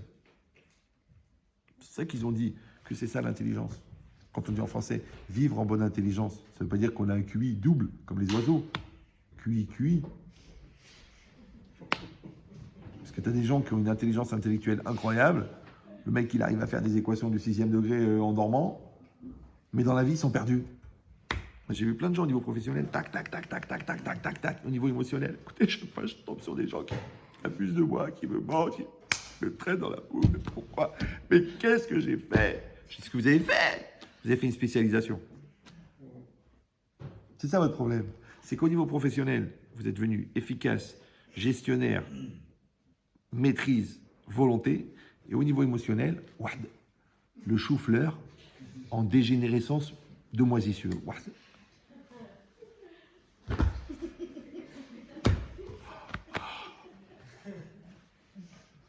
Alors évidemment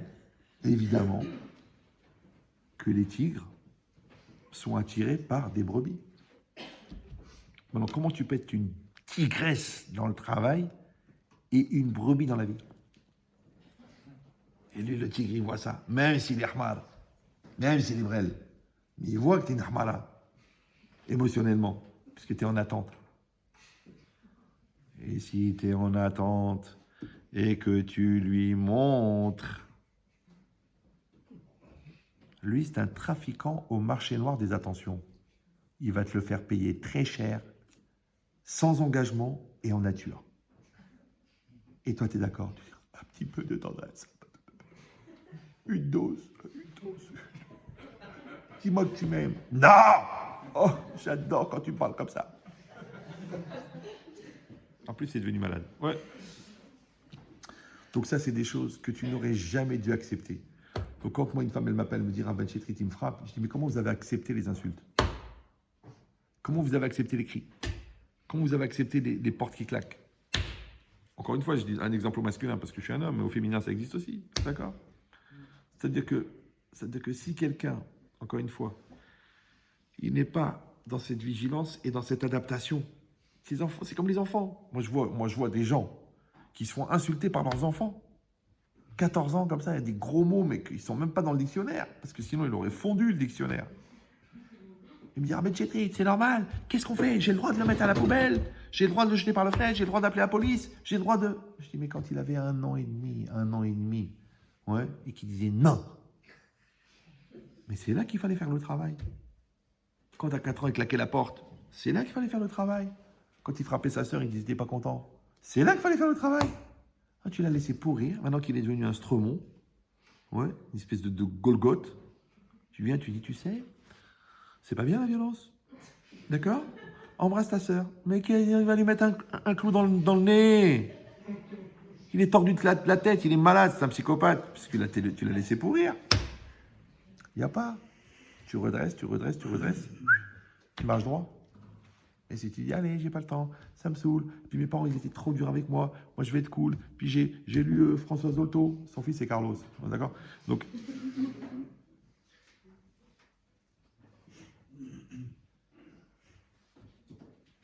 Très dur l'éducation. Vous savez pourquoi? Pas parce que les enfants sont difficiles, parce qu'ils nous obligent à grandir. C'est ça qui est compliqué. Et plus ils grandissent, plus ils t'obligent à grandir. Donc si tu avais choisi de rester un gamin nerveux, sans aucune qualité morale et aucune maîtrise, bah, tu vas te sentir mal parce que tu vois dans les yeux que l'enfant ne te respecte pas. Mais c'est normal puisque tu n'es pas respectable. Donc tu vas voir qu'il ne t'admire pas, parce que tu n'es pas admirable. Après, tu dis, mais je crois qu'il ne m'aime pas, parce que tu n'es pas aimable.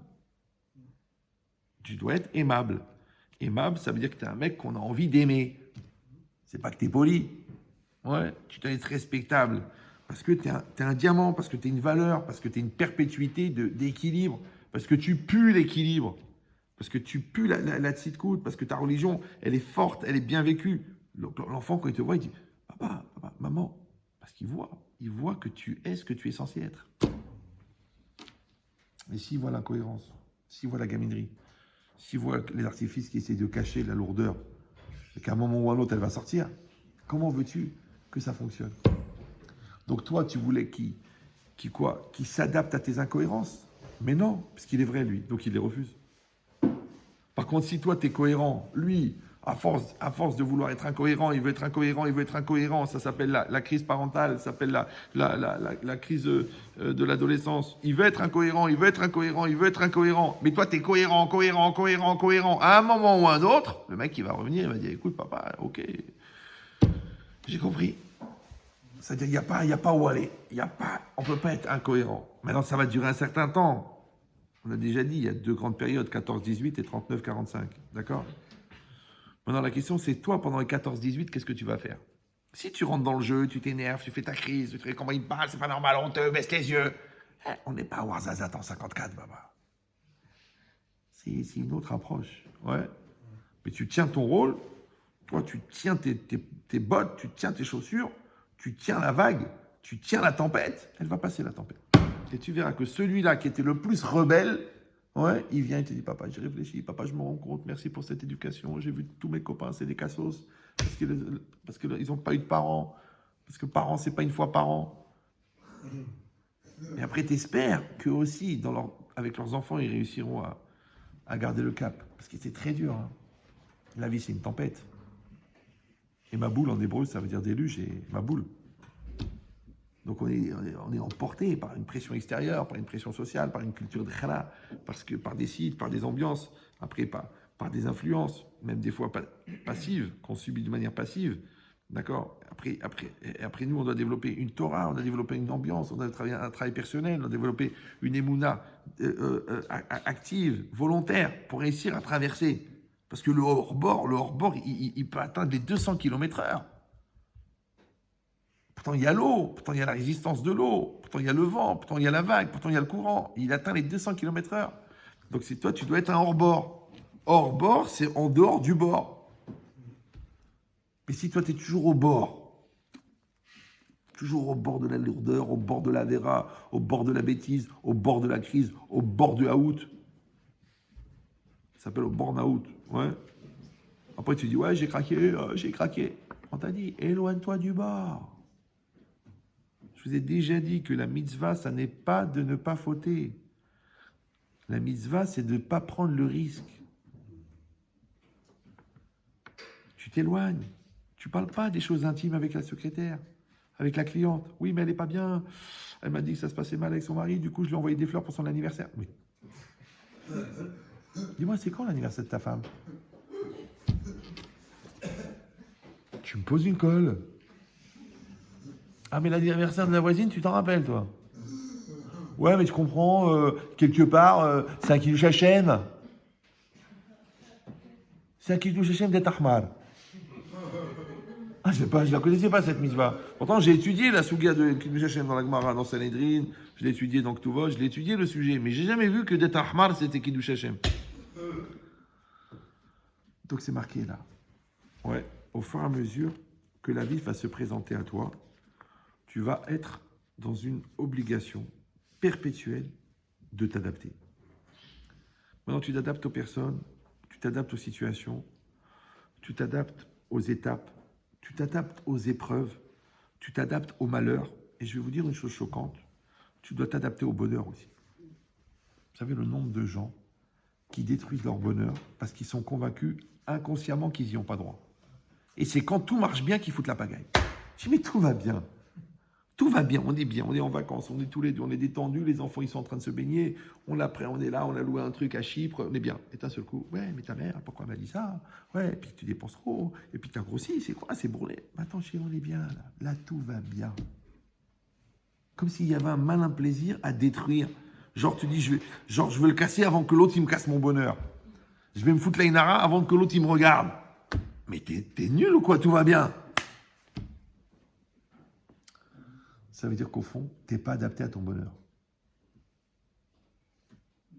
Maintenant, moi je le dis, hein, ça n'engage que moi, au pire j'ai raison.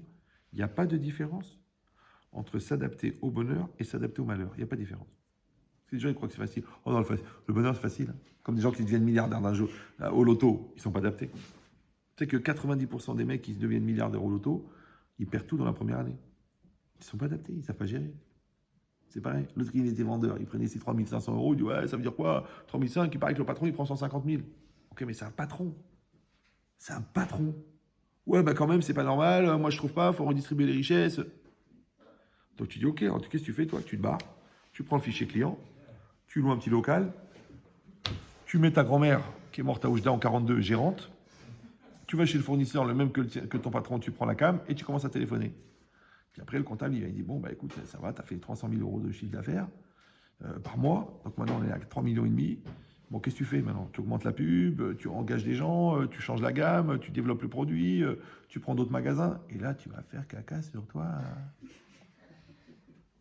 Tu as pris une place pour Tel Aviv, elle est simple.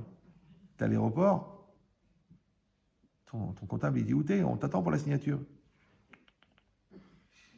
Je peux pas, je suis couvert de caca.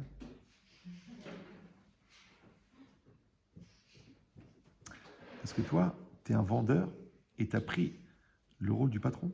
Tu n'es pas un patron. Deviens un patron.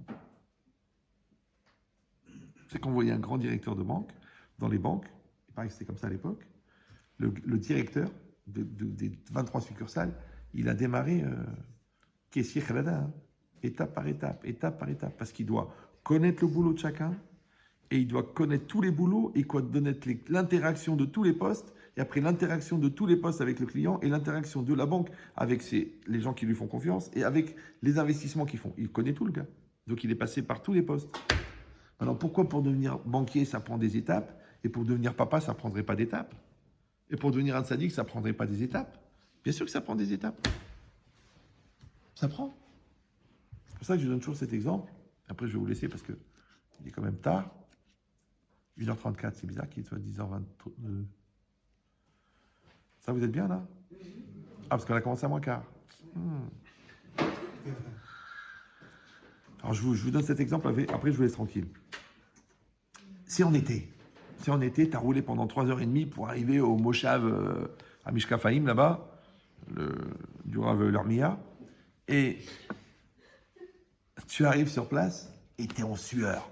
et t'as fait une chaleur de chez chaleur. Et t'en peux plus, parce qu'imagine-toi qu'ils t'ont loué une bagnole sans la clim. Bon, tu vas mourir, t'as perdu 23 kilos, il y a de l'eau jusqu'ici, c'est ta sueur dans la voiture, et tu rêves de la piscine.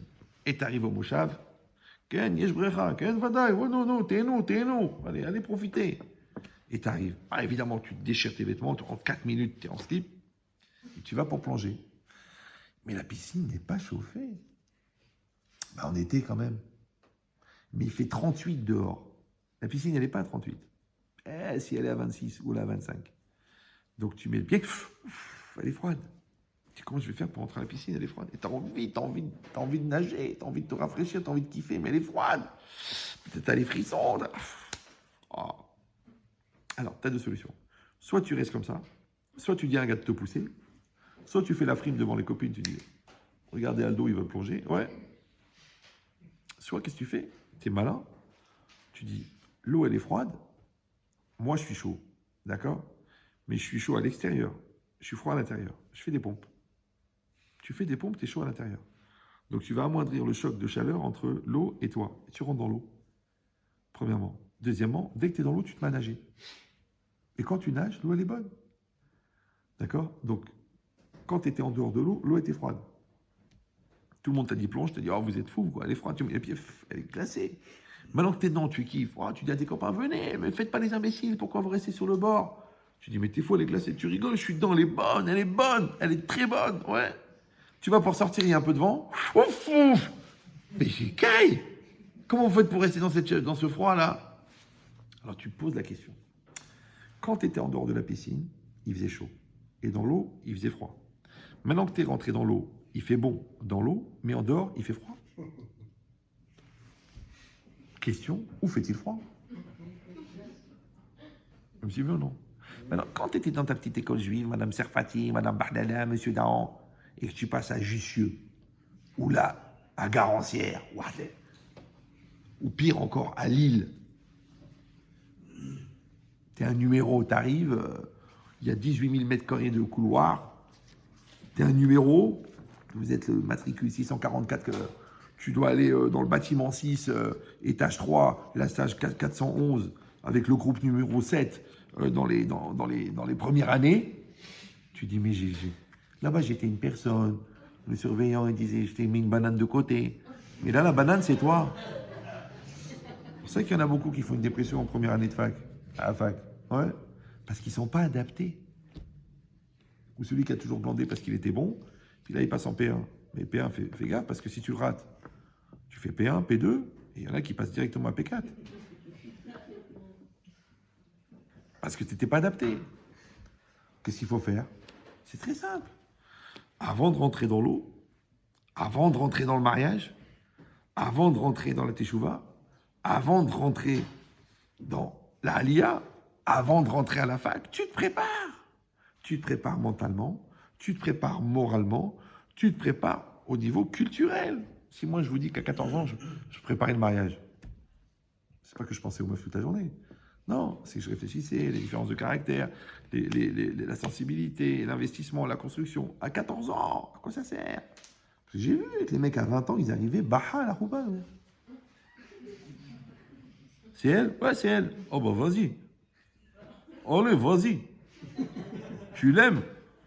Alors avant, il a dit que ça va venir. Parce que tu confonds aimer les pommes et aimer les femmes. Et quand on voit dans quel état tu mets les pommes, on s'imagine qu'est-ce qui va rester de ta femme. D'ailleurs, toi-même, tu lui dis, déjà fiancé, tu lui dis, oh, t'es trop gnon, t'es trop gnon. C'est les débuts. Ouais.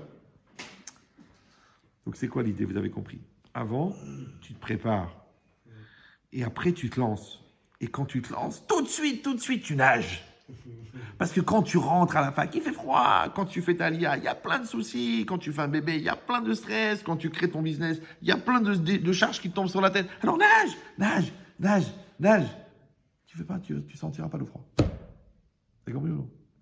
C'est-à-dire que quand tu t'es préparé avant et que tu t'engages à faire des efforts après, ça va aller très bien. Pourquoi? Parce que, en fait, pourquoi? Parce que là, tu t'es préparé mentalement et là, tu assumes physiquement. Donc, tu es en adaptation. Et c'est très fort, c'est très puissant. Alors, pour donner juste une image, il y avait le Rav Grozinski. Il avait été déporté en Russie, en Sibérie. Et lui, c'était un très très grand chacham, un grand tzaddik, très grand talmid chacham. Et le travail qu'il lui avait donné, c'était d'enfiler des poissons congelés sur un fil de fer. C'était ça son travail. Donc ils n'avaient pas vraiment de manteau, ils avaient des espèces de pyjamas, ils mettaient des journaux en dessous pour se réchauffer, avec des ficelles. Et toute la journée, en plein air, à moins 30, moins 40, ou alors dans la chambre, il faisait moins 10, ils devaient enfiler des poissons congelés. Alors, je ne sais pas si vous avez remarqué que quand quelque chose est très très froid et qu'il fait très très froid, les doigts ils adhèrent. Ouais. Et le fil de fer dans lequel il enfilait le poisson, il était aussi gelé. Et le poisson, il était aussi gelé. Donc imaginez, il devait tenir un poisson gelé et prendre un fil de fer gelé et enfiler le poisson congelé pour faire des rouleaux de poisson comme ça qu'il accrochait pour donner à manger aux prisonniers. C'était ça son travail au camp de travail, en Sibérie. Il a dit à chaque fois qu'il mettait la main sur le fil de fer, il faisait le schéma, il croyait qu'il allait mourir tellement ça faisait mal. La brûlure, c'est que le froid brûle. D'accord? Il a fait ça pendant des mois et des mois et des mois et des mois. Et bien, tellement il avait une émouna incroyable, et tellement il était chacham, il y a un texte, vous avez le Talmud là, vous le voyez ou non? Dans le Talmud, il y a la Mishnah et il y a la Gemara. D'accord? Et toutes les Mishnayot qui n'ont pas été compilées en tant que Mishnayot, qu'on appelle des Braïtot, elles sont à la fin de chaque Gemara, on appelle la Tosefta. Donc déjà, c'est un truc qui n'est pas très très étudié, pas très très connu. Mais lui, quand il était là-bas en Sibérie, qu'est-ce qu'il a fait? Il était tellement chacham, il a écrit un commentaire sur la Tosefta. Pas sur la Gemara, sur la Tosefta. Ça veut dire qu'il connaissait la Tosefta par cœur, et il a écrit un commentaire. Mais il y avait un problème là-bas, c'est que déjà, ils n'avaient pas de quoi manger. Alors, tu crois qu'ils avaient du papier et un bureau avec des stylos pour écrire? Non, il échangeait des fois sa soupe ou du pain contre des papiers à cigarettes, et il a écrit tout son commentaire sur la Tosefta sur des papiers à cigarettes. Ça va? Il écrivait petit parce qu'il n'avait pas beaucoup de papier. Déjà, de connaître par cœur, de pouvoir se concentrer dans des conditions pareilles, sans manger, à moins 30, et d'écrire un commentaire sur la Torah, pas de raconter une histoire, ou là de mettre une ambiance, ou là de faire un sketch, d'écrire un commentaire très très profond, il a fait ça dans les camps, et bien il a raconté que les 1 an ou 2 ans ou 3 ans, je ne sais plus, il n'a pas attrapé un rhume. Un rhume, à moins 40, il n'a pas attrapé. Ensuite, par miracle, ils l'ont fait sortir de Sibérie, ils l'ont ramené à Londres, il est devenu le Rav de Londres, le Rav des religieux de Londres. C'est un très haut niveau, d'accord? Et il raconte que le premier Shabbat qu'il était à Londres, il devait vite à la synagogue, mais c'était en automne, et puis c'est un peu frais. Et puis il va pour sortir en veste, et sa fille, elle lui dit, papa, tu mets pas le manteau? Il a dit, j'étais pendant 2 ans en Sibérie par moins 30, je crois que j'ai besoin d'un manteau. Il est sorti, il a tombé une bronchite, 2 mois, 2 semaines au lit comme ça. Pourquoi? Alors il dit pourquoi? Il a dit quand j'étais là-bas, ma vie et ma mort, elles dépendaient de Dieu. Donc je ne pouvais rien faire, il n'y a pas de manteau. Donc je me suis remis entre les mains de Dieu, j'ai survécu malgré les moins 30 et j'ai même pas attrapé une grippe. Mais maintenant, je suis dans un pays civilisé, il y a des manteaux, je ne mets pas de manteau, dorba. Vous me suivez ou non? Premièrement. Deuxièmement, regarde la force de l'adaptation. Moi, je n'ai pas été. Je vais aller à Auschwitz et tout ça, mais on ne peut pas se rendre compte parce qu'on voit des baraquements. Bon, il faut aller avec un déporté qui te raconte. Mais même, tu ne verras rien. Tu ne ressentiras pas la même chose que eux. Ouais. Le froid jour et nuit, la faim jour et nuit. Moi, j'ai lu des centaines de bouquins. Pas par vice, mais pour voir les limites de la volonté humaine. Eh bien, tu vois que les gars, ils attrapaient le typhus, ils attrapaient la malaria, mais ils n'attrapaient pas une angine. Pourquoi? Parce que quand ton problème, c'est est-ce que tu vas être vivant demain, tu ne peux pas attraper une angine. D'accord? Mais quand toi, on vit dans un monde tellement luxueux, tellement à l'aise, tellement bien, on a des maisons tellement chauffées, que dès qu'on sort dehors, on attrape froid à cause de la différence de température. Ouais. Maintenant, réfléchis que l'adaptation, c'est comme le changement de température. Maintenant, quand toi, tu es dans une maison bien chauffée, à 22, 23, 24, 25, 26, 27, pour ceux qui font fumer du saumon à la salle à manger, et que tu sors dehors et qu'il fait -4, automatiquement, tu frissonnes. Alors vous savez qu'est-ce que c'est le frisson? Le frisson, c'est que le corps, quand tu es dans un milieu chauffé, pour économiser des calories, il ramène la chaleur vers l'intérieur. Du coup, la partie extérieure est froide. C'est pour ça que dans une maison chaude, tu as les mains froides, les pieds froids. Par contre, quand tu sors dehors, le froid, il agresse le corps. Donc, qu'est-ce qu'il fait le corps? Il envoie des calories pour réchauffer l'épiderme. Maintenant, l'épiderme qui était froid, maintenant qu'il reçoit du sang chaud, il fait ce qu'on appelle un choc de chaud et froid, et ce qu'on appelle vulgairement les frissons. Ça va? Maintenant, oubliez le chaud et le froid. Ouais. Mais de la même manière, toi, tu es en situation de sécurité, il t'arrive une galère, tu n'es pas prêt, donc tu as des frissons. Oui, pourquoi? Parce qu'il y a une trop grande différence entre ce que tu es et ce que tu vis. Entre ce que tu t'attendais et ce qui t'arrive. Ouais, parce que tu n'as pas anticipé, parce que tu n'es pas préparé, parce que tu n'es pas en vigilance, parce que c'est comme le GIGN. Peut-être ils ont 20 interventions dans l'année, mais ils s'entraînent toute l'année, parce qu'il faut qu'ils soient prêts. De la même manière, nous, on est dans le GIGN, parce qu'on doit être des génies ouais. Eh bien, on doit être prêt. On doit être prêt. On ne sait pas ce qui peut arriver. Donc maintenant, ta femme, elle fait la tête. T'es prêt? T'es souriant? Ouais. Ta femme, elle fait une remarque. Tu sais qu'elle n'a pas réfléchi. Tu le prends bien. Ton fils, il te fait une crise. Tu assumes. L'autre, il te sort une dette. Tu payes. L'autre, il te sort ton patron, il te sort un challenge. Tu t'adaptes. Mais pourquoi? Parce que tu es dans cette mouvance-là. Ouais, dans cette mouvance de Emouna, que la chose, elle est adaptée et que toi, tu as un effort à faire pour t'y adapter. Donc, tu fais les pompes avant de rentrer dans la piscine, tu relis tes dossiers avant de rentrer en clientèle, tu te prépares dans la voiture en disant « c'est ma femme, je l'aime, c'est pour elle que je fais tout ça, c'est pour ma famille ». Du coup, quand tu rentres positif. Mais si tu rentres dans la voiture avec les nerfs, j'en ai marre de ce boulot, ça me saoule, et puis avec des embouteillages, et puis il raconte que des bêtises à la radio, et puis j'ai envie de mourir, et l'autre, il m'a planté un client d'1 million d'euros. Quand tu rentres à la maison, mais t'es une boule de haine. Qui c'est qui va payer? La famille. Pourquoi? Parce que tu t'es pas adapté. Donc, si on est dans cette dynamique-là, perpétuelle d'adaptation, mais la vie, elle est facile. Mais les gens, non seulement ils ne sont pas dans une dynamique d'adaptation, mais ils sont dans une dynamique d'inadaptation. Je ne sais pas si vous me suivez. C'est-à-dire qu'ils font des efforts pour être inadaptés. Or, comme le choc, il vient de l'inadaptation, moins ils sont adaptés, plus ils sont choqués. Après, il dit, ouais, t'as vu ce qui m'arrive? T'as vu ce qui me tombe sur la tête? Donc les gens, en 1800 et quelques, il y avait un pogrom. On égorgeait leurs femmes devant eux. Le lendemain, ils mettaient les tefilines. Maintenant, aujourd'hui, le mec qui rate le permis, il mange plus cachère. Il fait plus Shabbat. Mon Dieu m'a oublié. Mais c'est que le permis, tu as le droit de le repasser. Non, rien de...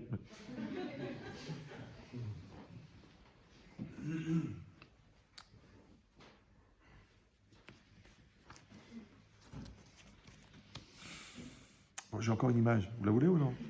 Oui. On dira que le cours est terminé. Hein. Ça reste entre nous. Mais elle est très belle. Enfin, c'est pas une image, c'est un process de thérapie, mais bon. C'est un gars qui est dans un bateau. Il a payé 5 000 € la semaine à Pago. Manque de peau, quand ils sont en pleine mer, le bateau, il se met à bouger. Comme il se met à bouger, le mec, il se met à vomir. Il vomit, il n'en peut plus. C'est un très gros bateau, mais il vomit. Il cherche le capitaine, il le trouve dans la cabine. Il tape sur la table, il dit « Je ne comprends pas, j'ai payé 5 200 € la semaine. Il y a 2700 personnes qui travaillent pour moi, je suis le client est roi. Encore, vous me mettez un traiteur haut de gamme, vous mettez des activités, vous mettez un casino, vous mettez des piscines, vous n'êtes pas foutu de me mettre du beau temps. » Le gars, il dit « Mais monsieur, on ne maîtrise pas la mer. » « Je ne suis pas d'accord, j'ai payé. » Bon, il prend le temps de lui expliquer que c'est pas possible. Et puis au bout d'un moment, le gars, il se demande, il dit « Mais comment ça se fait que vous vomissez pas, vous, le capitaine ?» Alors le gars, le capitaine dit « Je vais vous expliquer. Vous voyez la mer, elle a des vagues, d'accord? Et il y a le haut de la vague et il y a le bas de la vague. Donc, vous savez qu'il y a des vagues de 10 mètres, de 15 mètres, de 20 mètres. Comme ça, quand on dit des vagues de 20 mètres, il faut savoir que le mec, il se prend un immeuble dans la gueule. C'est 20 mètres. 20 mètres, c'est 6 étages. Un immeuble de 6 étages qui vient comme ça, en eau. Ouais. Et l'autre, il est sur son petit bateau. Le tabarly. Ouais. De pacotille. Donc, Le capitaine dit, vous savez, la mer, elle monte et la mer, elle descend. Le bateau, il suit le mouvement. C'est rare que le bateau, il reste en haut quand la mer, elle descend. Ça, c'est dans les dessins animés. Il va d'une vague à l'autre. Ouais. Donc, la mer, elle monte, le bateau, il monte. La mer, elle descend, le bateau descend.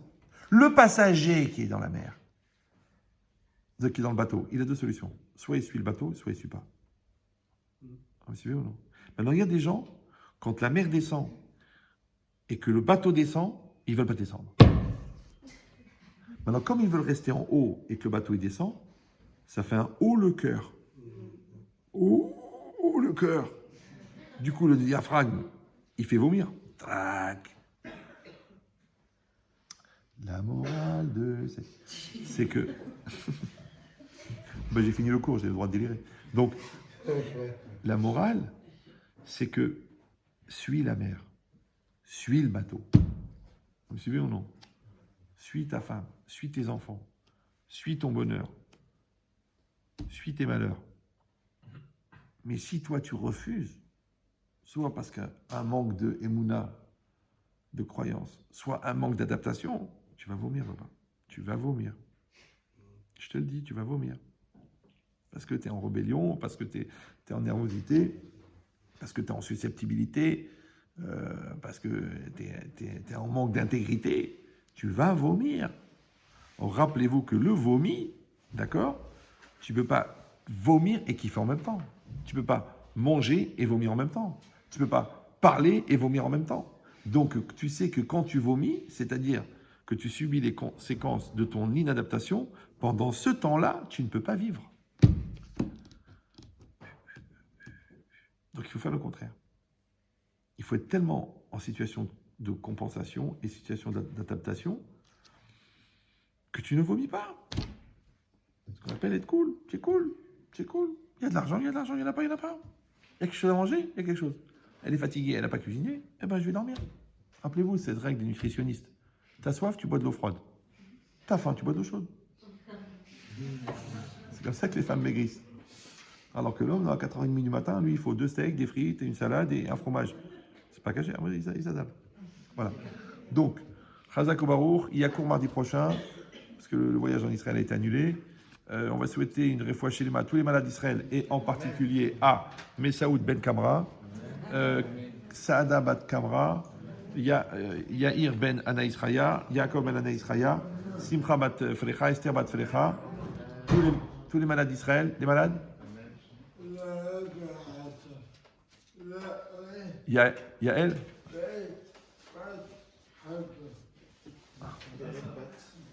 Faut que tu te rapproches. Tu as entendu la bascule? Yael Bat Khamsa. Ah, Yael Bat Khamsa. Amen. D'autres malades? Rachel Soussi Bat Sultana. Shlomo Ben Tamo. Amen. Chaya Uzan.